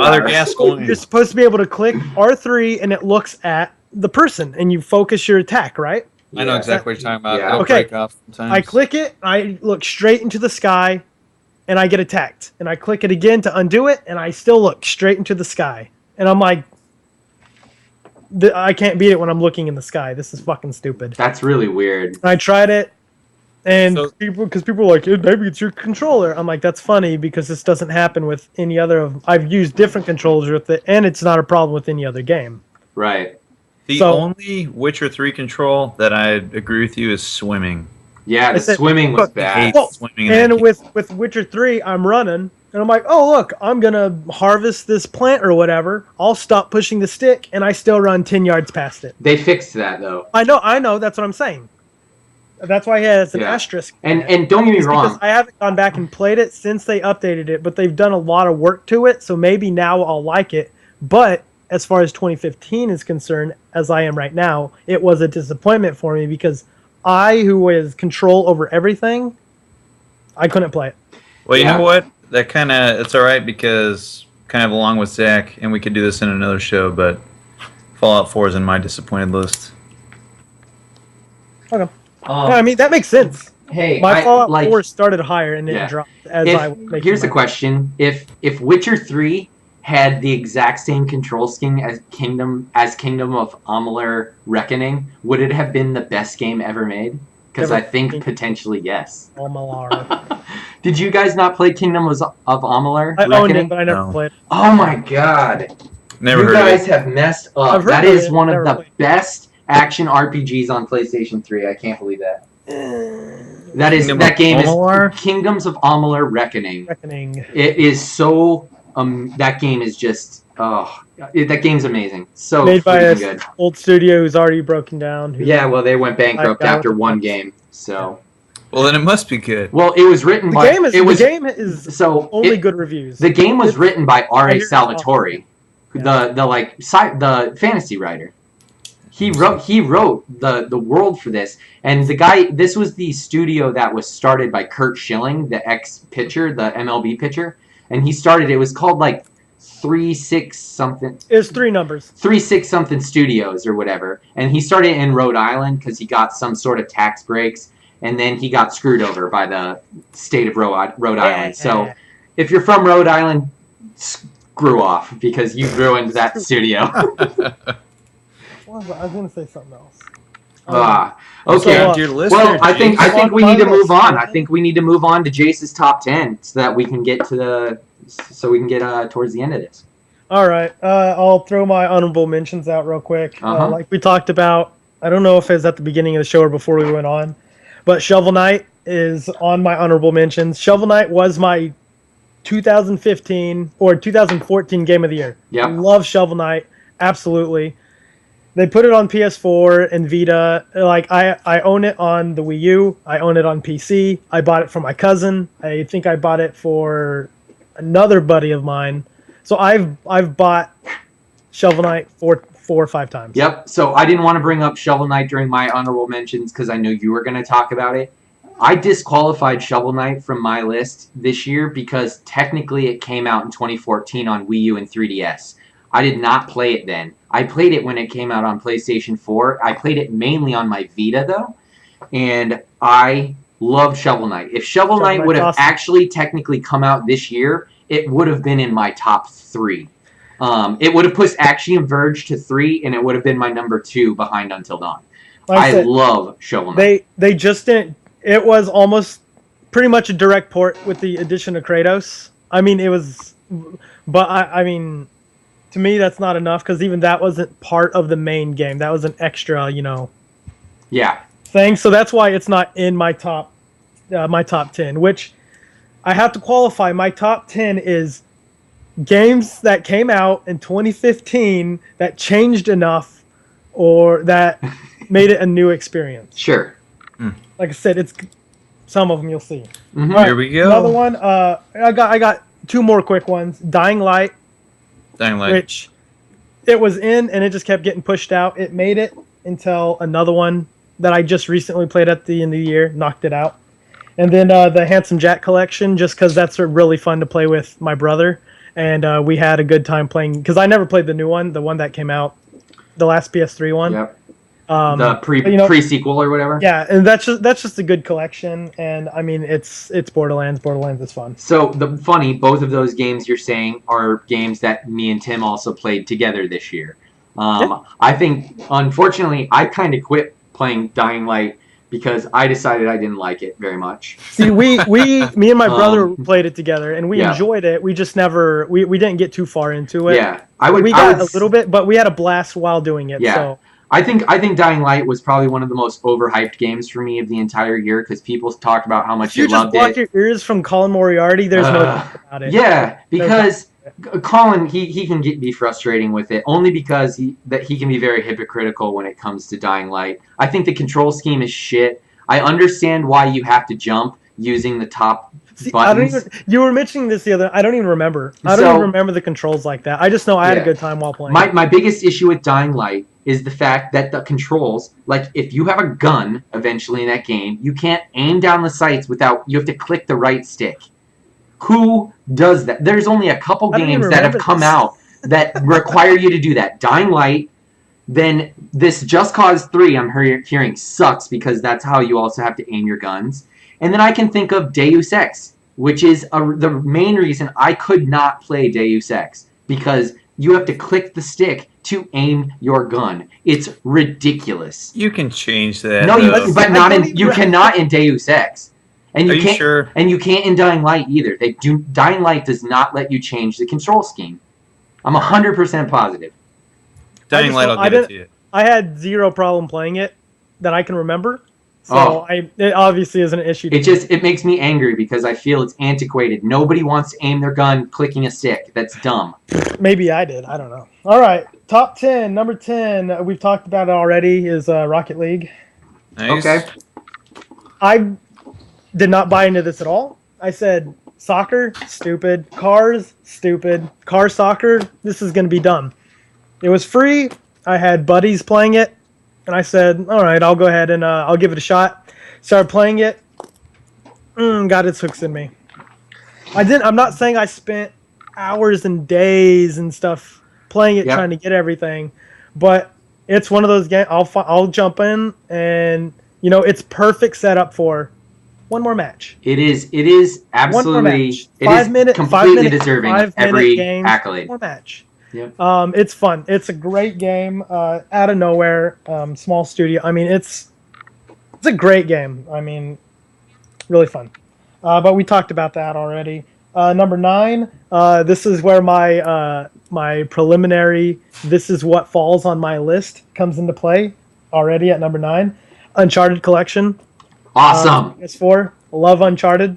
I think the package is awesome. They make the games look good. I went back, and the other, it was right before Christmas. I was having a conversation with first versus the third person view, in inverted aims and whatnot. And I was trying to think, is there ever a time in which I use inverted aim? And I was thinking maybe third person games use it to move the camera, because I don't know. And so I went in. The only reason I started Uncharted 1 at that time was to test the camera. I ended up playing it start to finish. Sat through it, played it. Which that comes into the game time of, it took 5.5 hours. That's it. Yeah. It's awesome. Play Uncharted 1? For Uncharted 1? Yep. Wow. I skipped all the cutscenes because I've seen them before. Okay. I know the story. Oh. But other than that, I'm not going through and trying to find all the treasure. I'm not trying to get 1,000 kills, with this weapon. I pick my pistol up, I shoot. If I can get anything other than an AK, I'm gonna pick it up. I'm gonna shoot. I'm going for headshots, and that's all I want. Mm-hmm. But yeah, I played through it, got it done.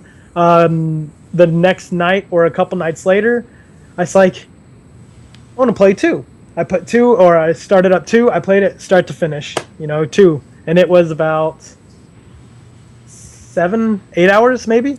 I think 2's the best. Just throwing that in there. 2 is the best. 2 is better than 3. I disagree. 3. I disagree. I love 3. Maybe once I play 3 again, but I didn't play 3 on the collection yet. But just the fact that all 3 of them together in one thing, and they put it with that PS4 bundle, and they're selling it $300. I mean, that was a hell of a deal, because those games are probably the cornerstone. It's definitely a cornerstone for PlayStation, and those games are just awesome, and I'm really looking forward to 4. I convinced my mother to buy my 2 youngest brothers who still live at home a PlayStation 4 with Uncharted bundle, because you cannot pass that up. And those boys deserved a new console anyway. They were still playing a Wii. My brother asked for a basketball game for his Wii for Christmas, and I was on the phone with him, and I was like, Tony, I can't do that, brother. And he's like, what? I want a basketball game. I was like, I'll figure it out. And what ended up happening is I talked to my mom, convinced her to buy a PlayStation 4 so that I could buy him a proper basketball game, which is what I did. Good man. The boy got the newest NBA 2K. So that's what he got. As a gamer, I couldn't bring myself to buy him a Wii game. Nobody wants to play on Wii with motion control. But garbage. they will play on Wii U. Oh, that's with the tablet. Do they even bring NBA games to Wii U anymore? Because because their console sucks and it has no third-party games. Fellas. What's up? The original tablet. Oh right. Okay. My number 8 we talked about in length already. It was Destiny Taken King. Okay. Yeah, I think we've done enough Destiny Taken King stuff. Number 7 is Until Dawn. Awesome. Same thing. A little different view with it from you. I said I heard about it back in the day. I didn't know too much about. I just knew it was a throwback to 80s, slasher movies. Mm-hmm. Like teen slasher, Halloween. Teen slasher, stuff like that. Even I'm not even a big fan of those movies, but me and my brother for years have talked. They need to make, which I know, it is happening, a Friday the 13th game, like a new one. Yeah, there's the Kickstarter. There's one on NES, which is garbage. It's terrible. But yeah, there's one on Kickstarter that apparently is going to be pretty awesome. Yeah. They have the Friday. It wasn't even Friday the 13th license, but the guy who owns the license loved it so much, and the idea after seeing it, he said, "Here's the license." Didn't even charge him for it. Yeah. Even the Friday the 13th license holder, is so behind the project that he gave it to him for free because he wants to see it through. I will say I have my biggest concern about that game because I also am very excited about it. It has the same mentality of Evolve. It's multiplayer only. Exactly. It's multiplayer only. You're either Jason or you're one of the camp counselors. But you don't have to work together. You don't have to work together at all. You could actually screw over the other counselors to survive yourself. I do like the concept, but I'm worried about it being a multiplayer only game. If it's matchmaking, I don't care. Yeah, if it's matchmaking, I guess that makes sense because you don't have to work with anybody. It's definitely going to be one where, there's a game that's not on my top 10. It's not on any of my lists, but I have to throw a note out to it because technically it's still in beta or it's early access, so it's not officially out yet. But it would have definitely been top 5. I'm not sure where in my top 5 is H1Z1. That's all it is multiplayer. It's people thrown into a server, and not even H1Z1. It's the Battle Royale mode in H1Z1. Sure. It's basically Hunger Games mixed with that Japanese movie Battle Royale. It's 100, and depending on which mode you do, it's over 100 people in one server, and it's last man standing wins. And it's just surviving. It's finding guns, finding resources. And being last man standing. You can make groups with, I guess they changed it recently to where you can't work in groups in the singles servers. Like there's different servers. There's one where it's every man for himself. And you used to be able to make group, like you'd go in and if you'd run into someone, you could say, we'll work together until we get to the end. And then, all bets are off. Right. But depending on, because they're not official groups or anything, that person could screw you over when there's 20 people left. They can make it to the last 2 with you. They can last 5. It's just how far can you be with this person that you don't know. You just met them in the survival world. How far can you trust them until you have to kill them before they kill you? And it's very exhilarating. Yeah. It's fun to watch just people's strategies, and it's amazing. I love H1Z1 Battle Royale. Shout out to fellow streamer Alfredo Diaz for having some absolutely amazing H1Z1 streams. First of all, he's just really good, but second of all, his H1Z1 streams are absolutely hilarious. He's overly good at it. He makes his people fall in line because there's other groups on it or other servers. You can go in with a 2-man group or you can go in with a 5-man group. So that way they have arrows above them so you know who your friends are, but you can still kill your friends. There's still friendly fire. So it just sets up polarity and tension and my hand, if you can make it to top 10, my hands sweat, and like it's just like, oh my god, Right. like it's a blast. Yeah. Awesome.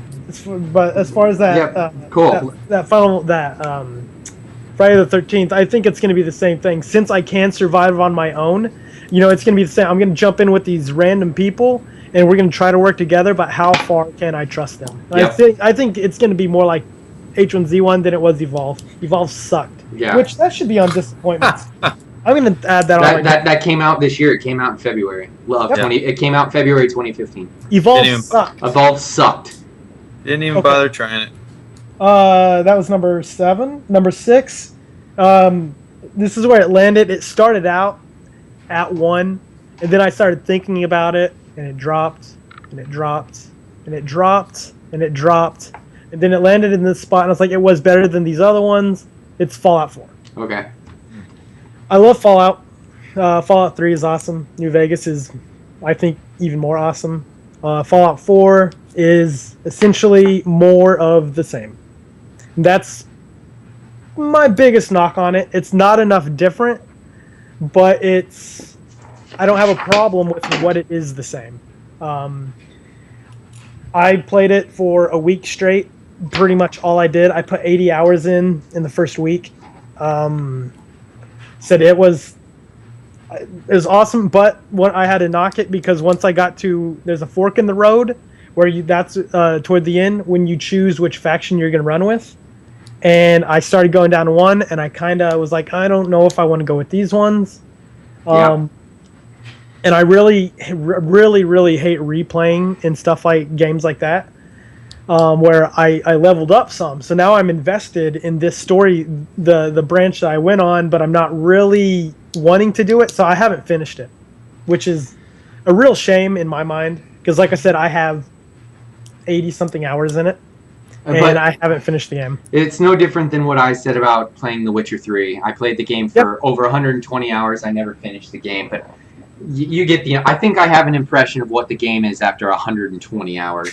Just like I think you have the impression of what Fallout is after 80. I knew what Fallout was going to be 20 minutes in. Exactly, and all about that's what I'm saying. I got 25 hours in, and I couldn't do it anymore. It was done. A lot of videos of my gameplay of it. I caught a lot of fun glitches. I said I had a good time with it. Problems I had with it were dialogue options, which there's a mod on the PC one that makes the dialogue a lot better. I was upset because I like to play with charisma and passive aggressive. And there's not a lot. Not passive aggressive, but passive. I try to talk my way out of stuff. I want to be able to not have to shoot and fight and whatnot. But every situation, it seemed like everything was, go kill these people. Go kill these people. Yeah, yeah. I've heard that's a huge issue with that game is the charisma doesn't actually have nearly the effect that you want it to. It's okay when you're just trying to get information, but other than that, but I guess there's other ways of playing it that I just haven't utilized. And you can subdue people, and so you don't have to kill them. You can turn them against each other. So in my mind, redeeming quality of it is, while a lot of it may seem the same on the surface, it's how you play it and how you want to get past the situations. Because you can make it to where you don't... There's gameplays out there where people have played it and not killed a single person. They have other people kill the people for them. Wow. Yep. That's interesting. It's awesome. It's awesome. Awesome. Yeah, that's Fallout. Like I said, I love Fallout. I have my Pit Boy right here, which you can't see. But yeah, it's Fallout 4 is awesome. But I couldn't... Like I said, after thinking of it, my top 5, I had more fun with, or it was different enough to where it just beat it. Which, jumping in, number 5, I have Axiom Verge. Awesome. Just like Zach, it came out, I played it, it got hooks in me, I played it all the way through, I tried finding all of the areas, I tried collecting all the stuff. I think I got to maybe 90% on both of them before I just said, screw it, I'm going to go beat the game. Yep. I'm at like the same place, Jase. I need maybe 15 to 20% of the map and the items left, but I never was able to find them. Because I try playing through games like that. I try playing through games without looking stuff up. My first playthrough, it's part of my old school retro play style where we didn't have the internet in the early 90s. Well, readily available or whatever. We had to have guides and we don't always have the guides. Yeah. We had to figure stuff out ourselves. I had a buddy growing up who had the internet before everybody else, and I would always call him and ask him to go on the internet and look up codes for me. And he would go and find a game site and look up codes. And this is like the mid 90s where dial-up is first starting to become in people's homes, and he had the internet way before everybody else. So I was calling him to be like, dude, I need you to look up codes for this. And it was pretty awesome. Like I say, yeah, I think the most we had were those little cheat books that had the codes or whatever, but we mostly used those on games that we tried and couldn't beat, like those games like Contra. Yeah, well, that's why we had Nintendo Power. Yeah, stuff like that, and Game Genies were a must. Couldn't those wreck games? Well, yeah, and totally. Actually, change the code of the game Genie. Game Genie was basically hacking cartridges. What Game Genie. Game Genie was pretty awesome. It would insert stuff to change coding to make it. Well, I assume to change it to where you get your lives or you don't get hurt or whatever. Game Genie was awesome.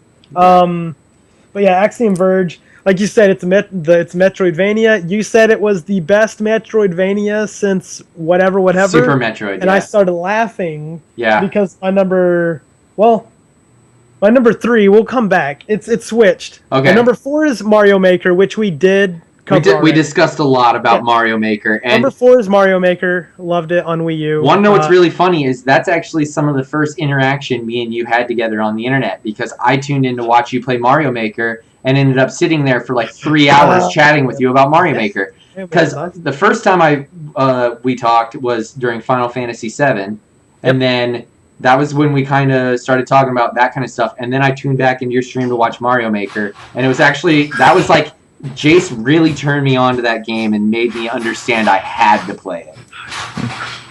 But so since we talked about Mario Maker, this is the Axiom Verge. Number 3 is Ori and the Blind Forest. Oh, man. I want to play that. Oh my god, I want to play that. Shit. It came out in the summer or the spring or whatever on Xbox One and PC, and I was like, I don't know. Whatever. Because going back to on your list, Tim, Journey did nothing for me. Oh. I tried playing it a couple years ago, and I was just like, this is stupid. It made me sleepy. I think I fell asleep while playing it. Oh no! Wow. I was like, this is dumb, whatever. And that's a lot where my line of these artsy games are really just I'm done with them. Because I tried Flower, because I got that Journey, Flower, and Flow, and I was like, these games all suck. I'm like, they're all pretty, cool. I'm like, but they're all boring. Wow. See, boring as hell. I played Journey before all the hype happened. I played Journey right when it came out on PS3, so I think I had a very different experience than you with it, because I was very I was very emotionally involved in my my one and only playthrough I've done of Journey. I really did enjoy that game. But I played it originally when it came out on PS3, which has been years ago. It was like a 2012 release or something like that. So it's been forever. It may have been 2013. I think it was before that. But either way, it was a few years ago. Like I said, I tried playing it, and like I said, it was 20... Yeah. I don't know, it's a couple years ago. But anyway, I said, Ori and the Blind Forest, though, Ori and the Blind Forest, like great... I said, just looking at it, it's so artistic to where, in my mind, I was like, what is it? But then people are like, no, it's hard. Yeah. It's hard. And I was like, but it was on sale during the Steam Summer Sale. So I went and bought it, but just never got around to it. And then right after Christmas, I was, what do I want to play?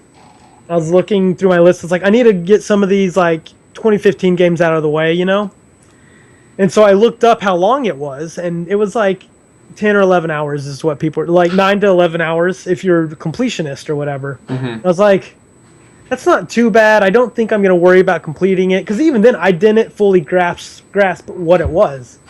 I started it up and it was going, and right from the get-go, it just grabs you.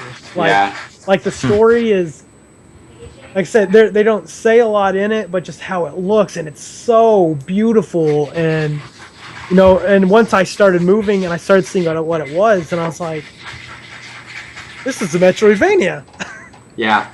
Pretty sure that won Best Art of 2015, didn't it? Yeah. As it probably should have. And I think, One of my favorite things that happened this year at Awesome Games Done Quick, and if people don't know what Awesome Games Done Quick is, it's a whole event that's put together by the speedrunning community that actually takes place, and they raise money for cancer research. It's an amazing charity. They raised like 1.2, almost $1.2 million in their 6 days they played. But I mean, it's an amazing event. They played an Ori and the Blind Forest speed run where 2 guys did it, and they collected every single power up. So you have to get all the health power ups, all of like the I don't even know what it's called. I think they call it the All Orbs run or something like that. I don't know what exactly. Yeah, because there's. But there's people finishing. I think it took them 45 minutes, and it was absolutely amazing. Like, if you know where everything is and you do 0 backtracking that you don't need to do, I can see it being done that fast. It was one of the absolute highlights of the AGDQ this year. Because, like I said, I was playing it and it got its hooks in me. I started it at like 2 a.m. one night. Just like I said, I was like, I'm going to try this. I ended up playing it until 8 the next morning or something. Yep. I went to sleep, woke up, continued it, and I beat it. Like I said, I think I got it done in about 9 hours. And I got most of the stuff. I think only like there's one section where if you don't collect the stuff in there, you can't go back to it. Yeah. And that's part of where I missed some stuff. But I was going back and forth, and like I said, I do a lot of backtracking. But like I said, I finished it, and I had a blast, and I thought it was awesome, and I loved it. So happy I played it. And then I was getting a program so I can use my DualShock 4 controller with my PC. Yeah. Because I played it with my 360 or my Xbox One controller that I own. And I was like, I wonder what it's like with the PS4 controller. So I did it, and just to test it, I went in to test it with Ori, and I ended up playing to about 40% of the game. Just like testing the control, and I think it took about an hour and a half. Yep. And I still had to do some backtracking. I'm really happy that you brought up Ori, Jase. That was that's number 1 on my games I did not play but wish I would have list. I said that one started about 6, and the more I thought about it, it climbed, and it got to 3. Yeah. I absolutely need to buy that game on Steam since I can't play it on Xbox One, and I need to play that game. So all right, cool. Let's move on. Number 2. Here's where it gets fun. Because this really shows my colors. Here it is. I think I know what it is. Number 2 is Final Fantasy VII on PS4. Oh, Disney Infinity. I fucking love Final Fantasy VII, and the fact that I was able to beat that game 100%. Get everything. I don't even care about trophies or platinuming. But you did platinum it. But I did platinum it for my first platinum ever. And I did it in 29 hours or whatever it was. It's ludicrous. That's freaking ridiculous. That was possible. Oh my god. I love ×3 mode.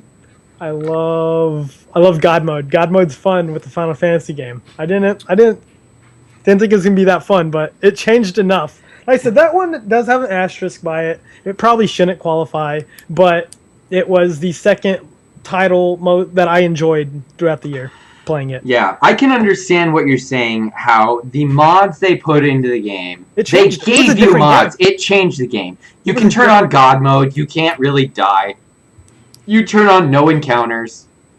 So you don't have to worry about getting in constant random battles in the middle of the world map, or you only get in battles when you want to. ×3 mode means you can speed run the crap out of the game. It really did change that game. It almost, though, in my opinion, changed it in a weird, worse way. But I took advantage. I took advantage of the ×3 mode. I got my platinum trophy in a little less than 40 hours, and that's because I played through all of the actual.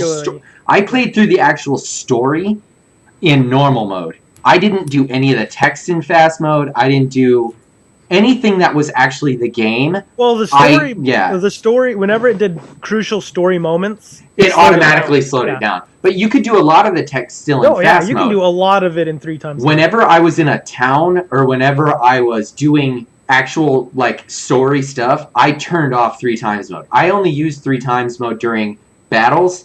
and like when I was running around on the world map, or when I was breeding chocobos, like that was the only time I used it. You bred chocobos? Oh, I totally did. I did the whole thing. And not only that, dude, I bred all of my chocobos up to being S rank before I bred them.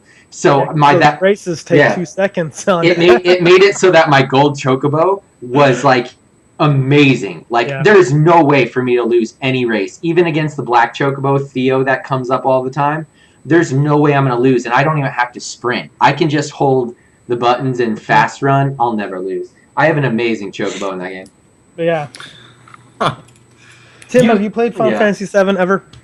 No, but I remember Zach talking about it, which kind of makes me wonder why it wasn't on his top 10. I played it once. I did an emulator on my PC, but my first Final Fantasy game was Final Fantasy 9. Yeah. So I do want to call out one person on the chat right now. Figster346 says, turns out you can die technically on God mode. You have to do enough battles that you have enough life to survive. That's what ran into on my second playthrough of it, where I got my Barrett date. Yeah. My entire Barrett date is I got to the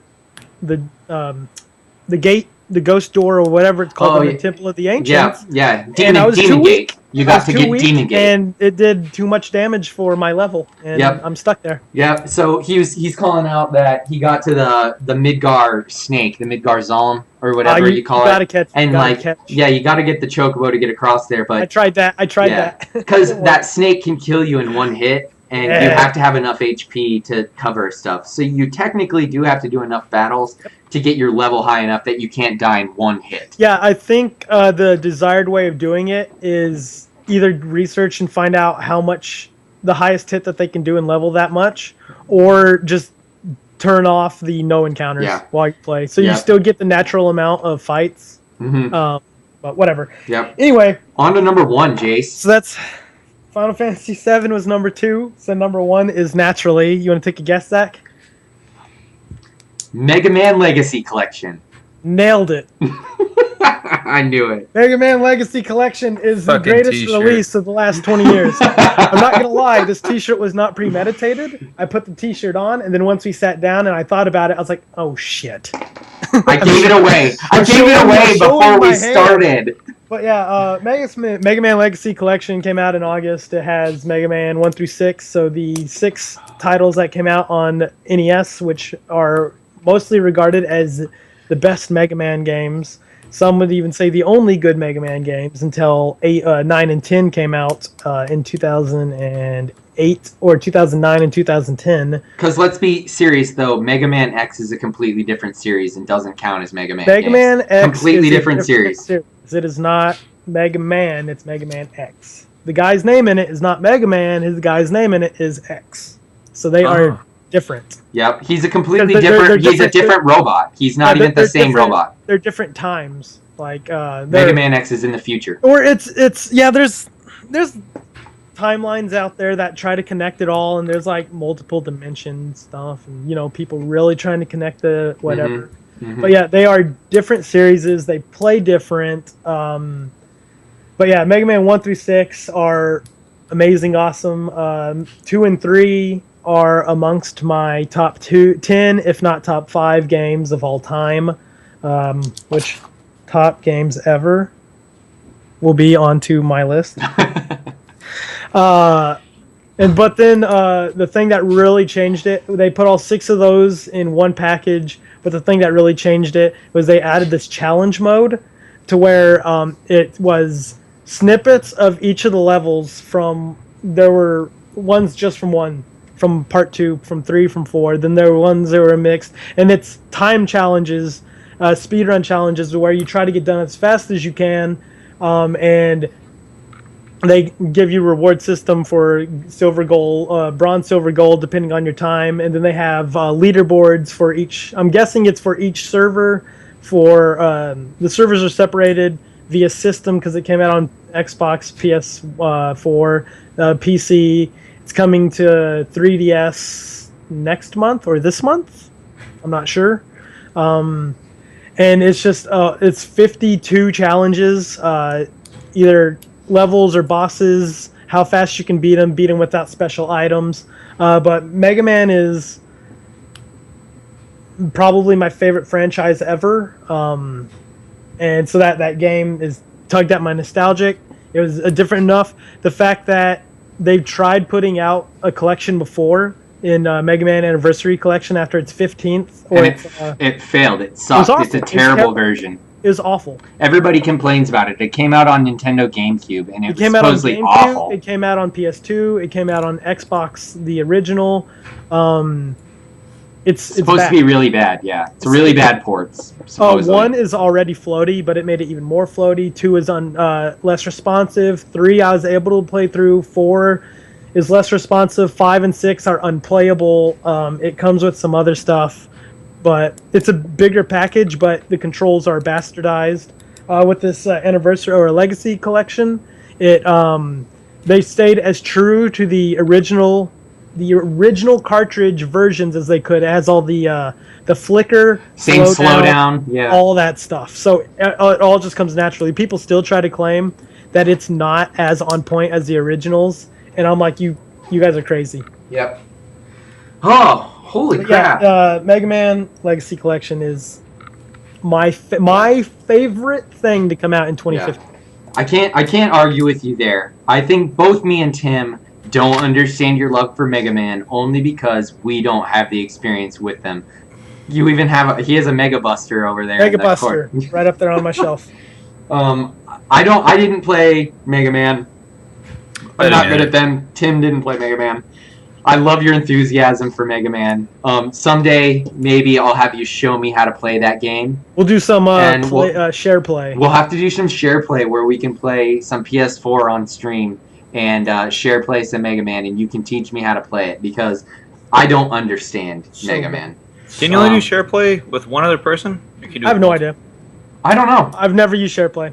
It's awesome. It is fun. It totally makes sense. I think you can have multiple people in the little room or whatever, but only one person can control other. That makes sense. Yeah. But I think say if we were in it and I passed it to Zach, and then he would pass it back, and I could pass it to you or whatever. Yeah. I want to give a shout out to a YouTuber and musician who loves Mega Man also, and his name is Mega Ran. He's a rapper, and he uses original Mega Man music. And the then best music in video game history. He puts rap lyrics to Mega Man music, and he raps about Mega Man. His best song is a song called Dr. Wily, and it uses one of Dr. Wily Castle themes, I believe. The best song in video game history. Yeah, and he sings the backstory of Mega Man. He sings the backstory of Mega Man and Dr. Wily to the sounds of one of Wily's castle things. It's hilarious. It's awesome. It's really cool. I wanted to give a shout out to an amazing YouTuber that people should go check out. Wow, that brought us to the end of our 2015 Game of the Year lists. So just to give a wrap up on the top 3 for each people, I'm only going to go over the top 3. My top 3 this year: Destiny the Taken King, which we covered a lot, Axiom Verge, and I had number 1 was Until Dawn. Tim's top 3 were Batman Arkham Knight, number 2 was Bloodborne, and number 1 was The Witcher 3. I find it hilarious right now that we had neither of the same games in our top 3. Nope. That's 6 totally different games in top 3. That's awesome. And then we turn and we look at Jase's, which is also 3 different games. Ori and the Blind Forest at number 3, Final Fantasy VII, the PS4 re-release, at number 2, and Mega Man Legacy Collection at number 1. We had 3 people talking about their favorite games in 2015, and we had 9 different games. Now, I understand that a lot of people would say that 2015 was a down year in games, but you have are at the top list. You have to be amazed that we could have 9 different games in our top 3 when it's a down year in games. There may have been a lot that came. I will say, I think this is one thing I pointed out on Twitter. Maybe the year wasn't as down as I think it was. I just didn't get exposed enough to what came out. But just based on, even Tim's list, his top 3 are Witcher, Bloodborne, and Batman, those are on my like disappointed or like no interest in playing list. Yeah. I mean, although I said, there are asterisks by 2 of those. Yep. Hell, even all 3 of them have an asterisk by it. Yep. Because I never even played Knight. Who knows? It may grab me. Who knows? Yep. So, I guess before we leave, I mean, we kind of are going to start wrapping up here since we've been going way longer than I originally thought we were. We're approaching the 2-hour mark on episode 1 of HutchCast Live. Right now, I do want to say thank you very much to the people who have tuned in tonight on Twitch, especially the people who have stuck around in the chat and have really enjoyed listening to us talk. This has been episode 1 of HutchCast Live. How many people do we have? Right now, we're sitting at 4. We maxed out at 8 at one point, which was still fun. So my number is the same as your number. Yeah. I just don't have chat on mine. Yeah. So I've been seeing some of the chat. We've had some people being active in it, which is awesome. I haven't been acknowledging chat because here at the end of the podcast, as we're doing our wrap-ups now, if anybody has any questions or comments they want to actually ask any of us, if you have questions for Tim or Jase or for me, start putting them in chat now because we're going to start interacting a little bit, and I'll start bringing up some questions from the chat. But I think now we should just go over some games that I feel weren't mentioned. The biggest 2 games I can think of right now, mainly because we're Xbox people. Here's what I think we should do with this. Like I said, I have the list here pulled up on my computer. I feel like all of these on my list of games I should have played or whatever are on this list.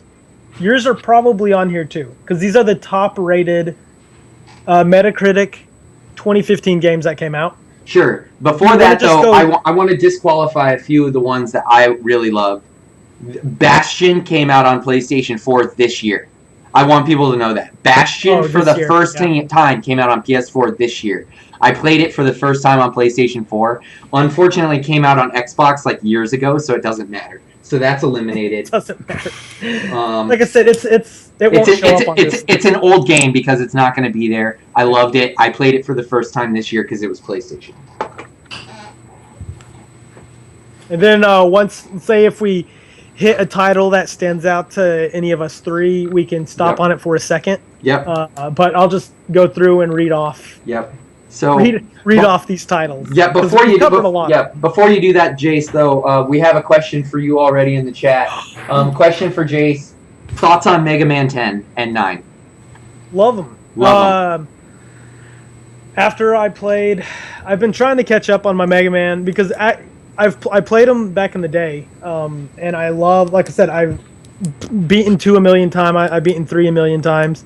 Beaten 4, not as many. 1, I could have swore I beat it, but once I beat it on the collection, I was playing the end of it going, I don't think I've ever beaten Mega Man 1. Mm-hmm. This year, though, or in 2015, I beat it about 5 or 6 times. Like I said, I beat 2 a few times, 3 a few times last year. Same thing with 4. I know I never beat 5, and I know I never beat 6. But I was able to finish those, and I went through and I played 8 again here recently on my Vita, and I beat 8 for the first time ever. I played 9 again, and I beat 9 for the first time ever last year, and I played 10, and I got stuck on a level with the trains that it's not Charge Man, but there's this level that has these trains that come on and off, and I just can't get the timing, and I'm stuck on a level on 10. But the design of it is in the vein of 1 through 6, and I love it. I haven't beaten it yet. I really, really, really hope and I'm working on 7 also. But I hope the rumors or the thought that Capcom is working on a new Mega Man title. Hopefully they have multiple ones, because there's something about a open world, not MMO, but an open world style, kind of like Mega Man 64 / Legacy, which I never got into. But they have, hopefully they put out a new 8-bit.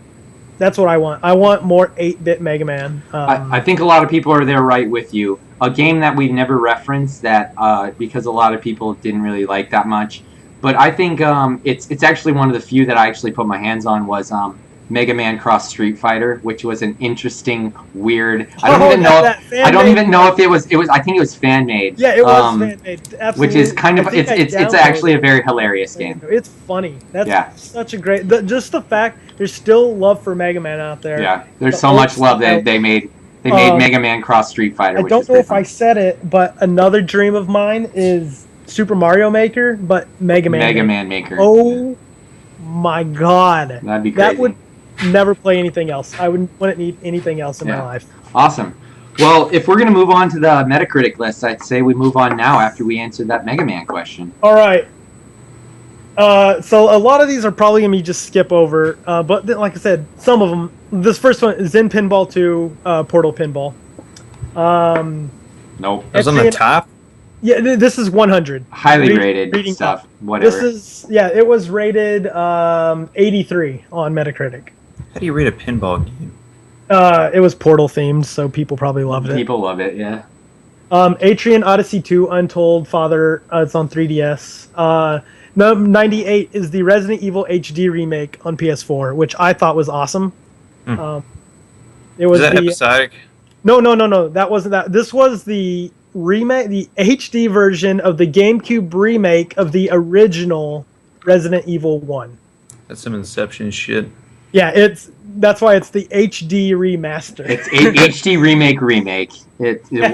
The RE basically. But yeah, ridiculous. Whatever. Awesome. I loved it. And go play the original Resident Evil if you want to play that game. Good God. No. They changed it in the GameCube one. They added stuff, and then they made it pretty for on the PS4. And they're doing the same thing with Zero, which comes out maybe Tuesday. I think is when that comes out. Project Cars. Woohoo! Yippity! PC? Who cares? Car game. Get out of here. DMC Devil May Cry Definitive Edition on PS4. Definitive Edition. Played it on PS3, so who cares? Soma, which Oh, I hear Soma. I've actually heard great things about So Soma. have I. I haven't been able to bring myself to buy it. Yeah, but Tim, did you play Soma? No, but I really want to. Yeah. That's a game that's like totally a Tim game, I feel. Yeah, that game's gonna be awesome.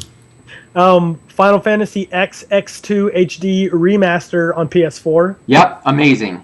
I own it on PS2 and PS3, and will eventually have the PS4, and I have the Vita versions. Yep, Also. big time. Me too. I have every version now, and I replayed through 10 when it was on PS3. I didn't replay all the way through 10 too, but 10 is a good Final Fantasy game. It's not a great Final Fantasy game, but the HD versions were awesome. We got Grim Fandango remastered on PC. Dude, Awesome. It also came out on PS4, which it may be higher on this list because I think they have different ratings for the different systems. So They some do. of these will be repeats, you'll see which and ones are on there we'll just skip over them once we get to them. Yep. But I got the Grim Fandangos. I started it, but I didn't keep playing it. But I know I want to go back and play them. Yep, that's a game that I'm going to be playing on Carrie and Zach Mondays on Look the at that. stream with my wife. Got to plug the own channel on the Gaming Hutch. Hastings. Right. On Carrie and Zach Mondays, we will be playing Grim Fandango HD eventually. That's on our list of games to play. We got FIFA 16, Xenoblade Chronicles X. This is one Yeah. I almost bought yesterday when I went to Best Buy. Since you actually have a Wii U, I heard you should play that game. I hear it looks really pretty. Yeah. I just don't know if I'm in a place to be. It's going to be long. It's open world. It's JRPG style, even though I believe the mechanics have become a lot more modernized. It's supposed to be amazing. It's one of the games I wish I could play. Definitely on my my radar.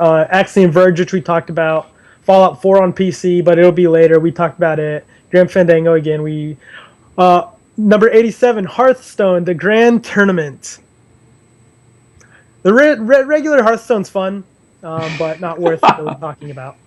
Madden NFL, Shin Megami Tensei Devil Survivor 2, Record Breaker on 3DS, Okay. Helldivers, Freedom Planet on Wii U. I don't even really know what that is. I heard that's actually supposed to be a good game. Well, it is number 83 on Metacritic. Yeah, but obviously I don't have a Wii U, so I don't have access. An 8.9 user rating. Wow, that's really high. Downwell on PC. Rare Replay on Xbox One, Halo 5 Guardians, which we haven't even mentioned. I was going to bring up Halo, don't worry. That is on my I wish I could have played, but I don't have an Xbox One. Just to interject here, though, Figster 346 asked a question and said, "I missed the first hour. Did anyone bring up Undertale, or No. That will be on this list, and or read-only memories?" Now, I don't know what read-only memories is, but after this show, I'm going to take a quick break, and I'm going to continue my stream, RPG Sundays, and I am so every Sunday we're going to have this show, and then afterwards I'm going to start an RPG. Well, I'm starting Undertale after this show, and I just got it. I've never played it. I'm starting my playthrough of Undertale tonight after this show. Pretty so awesome. I have no idea what Undertale is about, but I will be playing it very soon. When we talked the other day, I was like, "Oh, I'll start that tomorrow." I didn't start it tomorrow. It's still on my Steam list. I have Undertale. I'm totally ready to play. It's happening after this shit. I want to say it was $10 to $15. Oh, I feel like it's 20. It was 20? I don't remember. I bought it during the Christmas sale. I don't know. I feel like I bought it for 15. Maybe that's what I bought it for. Maybe it was on sale during the Christmas sale. Yeah. I don't know. So I'll check it out. But yeah, Halo 5 Guardians. Like I said, I don't think any of us have played it because we don't have Xbox. Do you have an Xbox, Zach? Nope. Okay. All right. My nephew does. So if I want to play Xbox, I have to hang out with my nephew. Of Halo, don't care about the story, but I like co-op campaign. Yep. And I like multiplayer. And you know, it's a Halo game, so it probably played great. You got to at least acknowledge it. It was probably good enough. Yeah. Probably played great, but the same. Yes, probably. Super Meat Boy on PS4. That was fun. It was very fun. I played it. Which I'm gonna bring back up Ori and the Blind Forest, because somebody was asking me how hard Ori and the Blind Forest was, and was saying that they heard that it was harder than Super Meat Boy, and I said that's crazy. No way. Because I didn't have too much problem with Ori. I had a couple spots, but they were more like trial and error type spot. But Super Meat Boy is just Super Meat Boy wants to blow my brain out. It is punishing. Yeah, punishing hard. So yeah, it is. Super Meat Boy is harder than Ori by folds. Okay. Terraria on the Vita. System Shock Enhanced version on PC. Pro Evolution Soccer Xbox One. Mega Man Legacy Collection is only $75 on PC. People don't know what they're talking about. Zin, Ziz, and Zik on PC. Rocket League. Resogun Defenders. I don't even know what that is. It was an expansion. It was an expansion pack for Resogun. Oh man, I need to plug that back in. Tales from the Borderlands, which has gotten great reviews, but I'm over Telltale. So did they rate that by the episode, or is that just like the whole series? It's the whole series now, because the whole series came out. The whole series. Well, I'm wondering if the rating on Metacritic was from what I've seen, when they have separate stuff on here, it will say like episode whatever. All right. I believe they compile it all into one and give it one complete score. This says Tales of a Borderlands, a Telltale's game series. Yeah. So it does say series in it. Well, whatever. The Binding of Isaac Afterbirth, which I never got in. I played Binding of Isaac, the regular one, and I really didn't like it. Tim, you loved Binding of Isaac, right? It was pretty fun. Yeah. I watched a lot of streams on that. It's a lot of fun. What's funny, Tim says he doesn't play a lot of retro games, but Binding of Isaac might as well be Zelda 1. It's the dungeons. The dungeons are the exact same. It is like using using the setup of the original Legend of Zelda, or A Link to the Past, or whichever one you want to compare it to. A top-down Zelda game with procedurally generated dungeons. It's a great game, but don't get me wrong, it's completely a derivative of NES. Zelda : or The Legend of Zelda : Dungeon Crawler : procedurally generated. Yes. It's procedurally generated Zelda dungeons with the saddest story ever. With the sad story, definitely. Batman Arkham Knight, which we talked about. Ollie Ollie 2, Welcome to Ollywood, which I played some of on my Vita. It's alright, but nothing to write home about. Right. Code Realize Guardian of Rebirth on Vita. I'm sure that was one of those crazy Japanese games. One of those games, yep. Rocket League again, Xenoblade Chronicles 3D on the new 3DS. I think the only game that does anything with the stick, and I could even be wrong with that, on the new 3DS. What about Smash Bros? Smash Bros I utilizes think the that's second optional. You can use it, but I don't think you have to have it. No, you don't have to. It's before, yeah. Yeah, But because I think- the only thing it does is it gives you a Smash stick, just like you always had in but using a GameCube controller. But I think that Chronicles 3D, I could be wrong on that. It uses it for camera controls. Okay. So like it's an important feature in that. Yeah. City Skylines on PC, I own that. It's the new SimCity. It's new SimCity. I want to play it, but I just have not started it yet. Yep. My cousin, it popped up last night saying that he was playing it, and I was like, God damn it, I want to play that because I like SimCity. Where are we at? There it is. Gunman Clive HD collection on Wii U. Mortal Kombat X, one that we haven't mentioned yet, which I played about 5 matches, then I went and traded it in when I could get $50 for it. Still. Oh, jeez. As you can tell, I don't think of all of us, none of us are really fighting people. Cars, I don't think are. I do love and appreciate fighting games. I will be the first person to say that I'm not good enough. I'm not smart enough. I'm not smart enough, and god dang, people don't like me. No, I straight up am just not good enough at fighting games. And also, fighting games to me become drastically less fun when you don't have your friend sitting right next to you. I don't want to play fighting games online. That makes sense. Like, I want to have my buddy sitting next to me fighting me in a game. That's why the last fighting game that I probably owned was DC vs. Mortal Kombat. And I got it on PS3 because that's when I still had roommates. Before I got married and lived with my lady. So, and anymore, I don't have a reason to play fighting games because nobody will play them with me. I always feel like, oh, I'm gonna fucking love playing this fighting game, and I buy it, and I play it for like an hour. I'm just like, fuck. And I'm with you. I'm just like, I don't want to learn these controls. I don't want to learn the different characters because I usually will like pick one, and I'm like, but that's not what they are. And there's all these different fighters. I'm like, but I don't want to learn them. I have the same problem with Smash. Yeah, and don't even like I love Smash, and Smash was also another thing that pushed me to almost wanting to buy a Wii U, and then I was like, wait, I'm gonna be playing Smash Brothers by myself. That's not. Yeah, that's like fun. all I've ever played it that way, so I have never had a full Smash experience. Yeah, so I was like, well, I can't do that. I'm not gonna have fun. So fighting games are hard when you're an adult gamer who plays mainly at home by yourself. Let's smash some more of these out. Ollie Ollie 2 again. Heroes of the Storm on PC, which is one of those MOBAs. Boring. Destiny Taken King on PS4. Final Fantasy 14. Heaven's Sword. There you go, Heaven's Sword. That's what number are you on? That is 58. But Holy like I said, motherfucker. I'm trucking through these now. Rise of the Tomb Raider. That's the one we need to bring up. Yeah. I get a feeling I'd love this game. I know that I'm pretty positive I'll love 100%. This game. But I will not play it on Xbox, and I may potentially boycott it on PS4 only because of the way they approach this game. I was not happy about it. I played every single main Tomb Raider release since PS1. I had Tomb Raider on PS1. I had Tomb Raider 2. I had Tomb Raider 3 on PS1. I had those games, and I played them. So to have Crystal Dynamics turn on us, I'm being a hater right now, and I'm only trying to make a point. I'll probably play it on PS4 when it comes out. You will. Because I know I'll love it. I'm going to love it. Their strategy was genius. If you think about it, depending on how much money they got, it did terrible. It did terrible. No. It did awful. It did god awful. But they made their money from Xbox for the initial release. Xbox paid them money.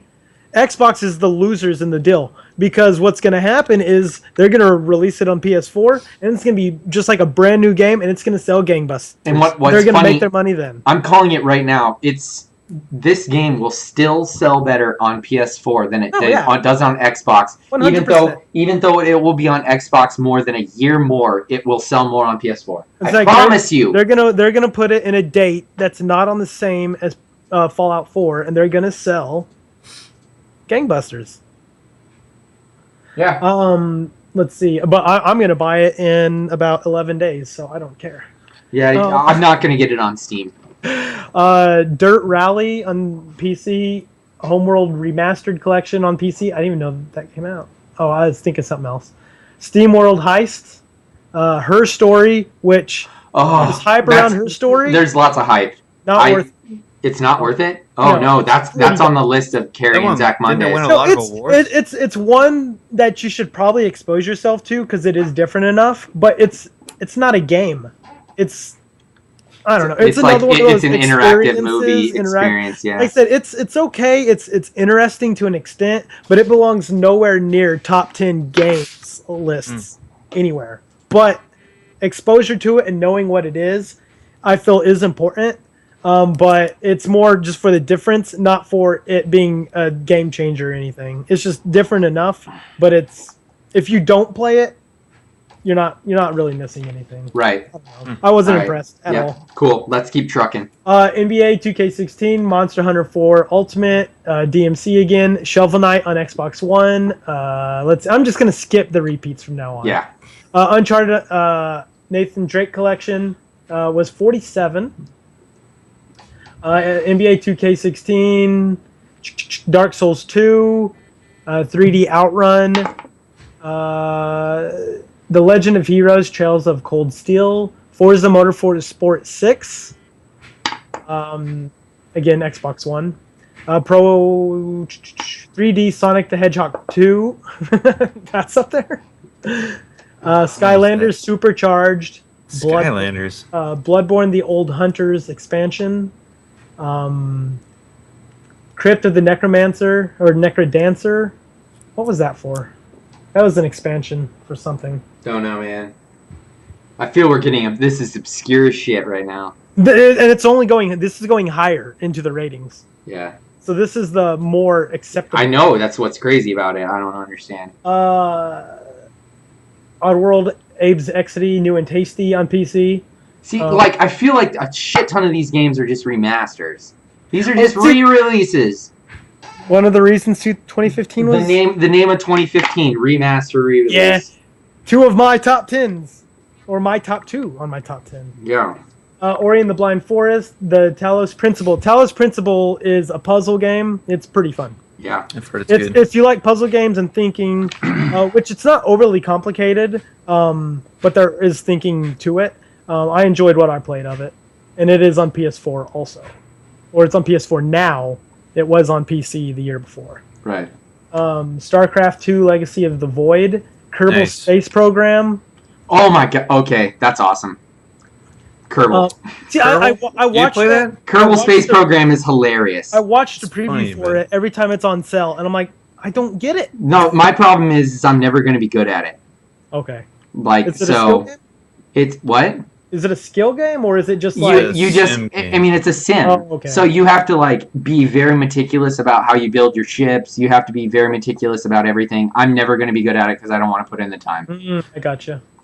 Okay, Ori and the Blind Forest, Definity again. Super Mario Maker is 26.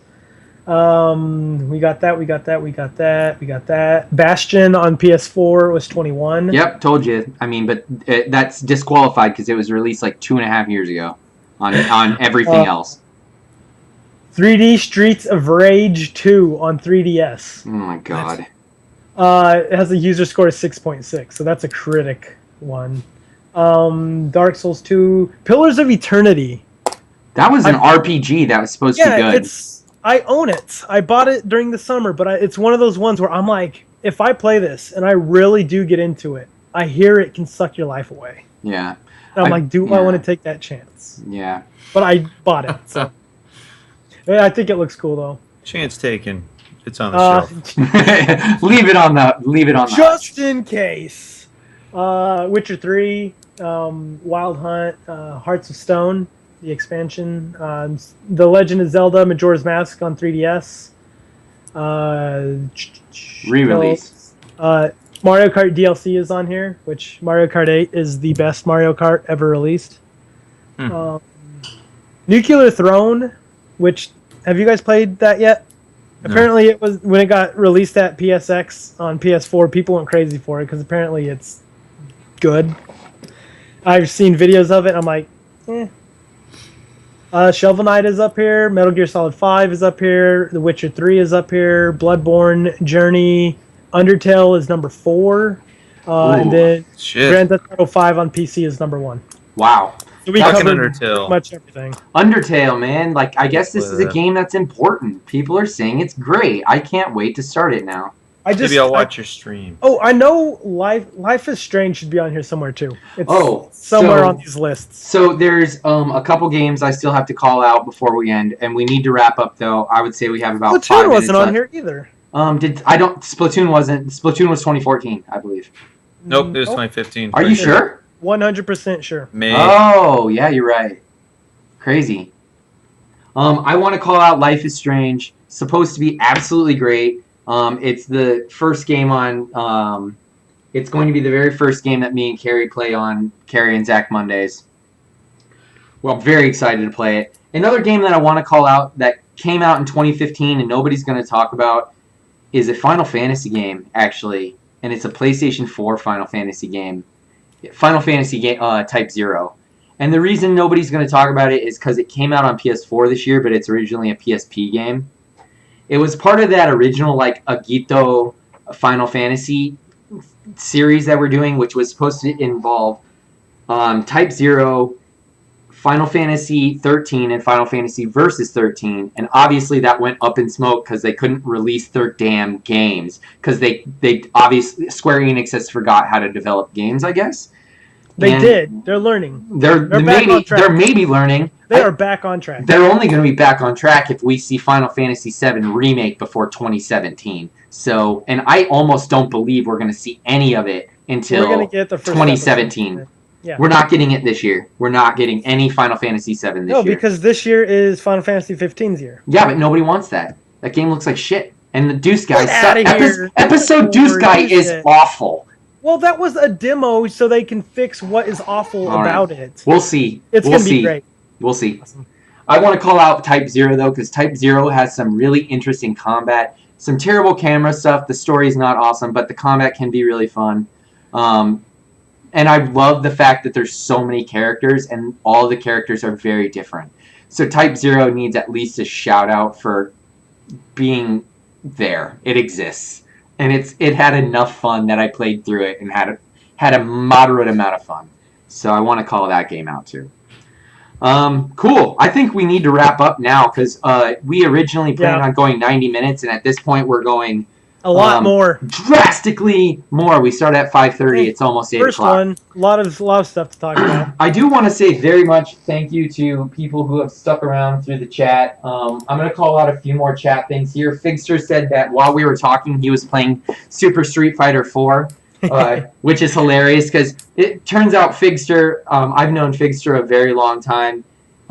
He is very good at fighting games and he has played at EVO.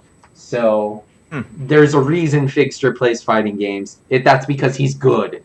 That doesn't hurt. Yeah. He then Figster also called out saying in order to be good at Kerbal Space Program, you pretty much need an engineering degree, which I totally agree with. He's totally right. That's funny.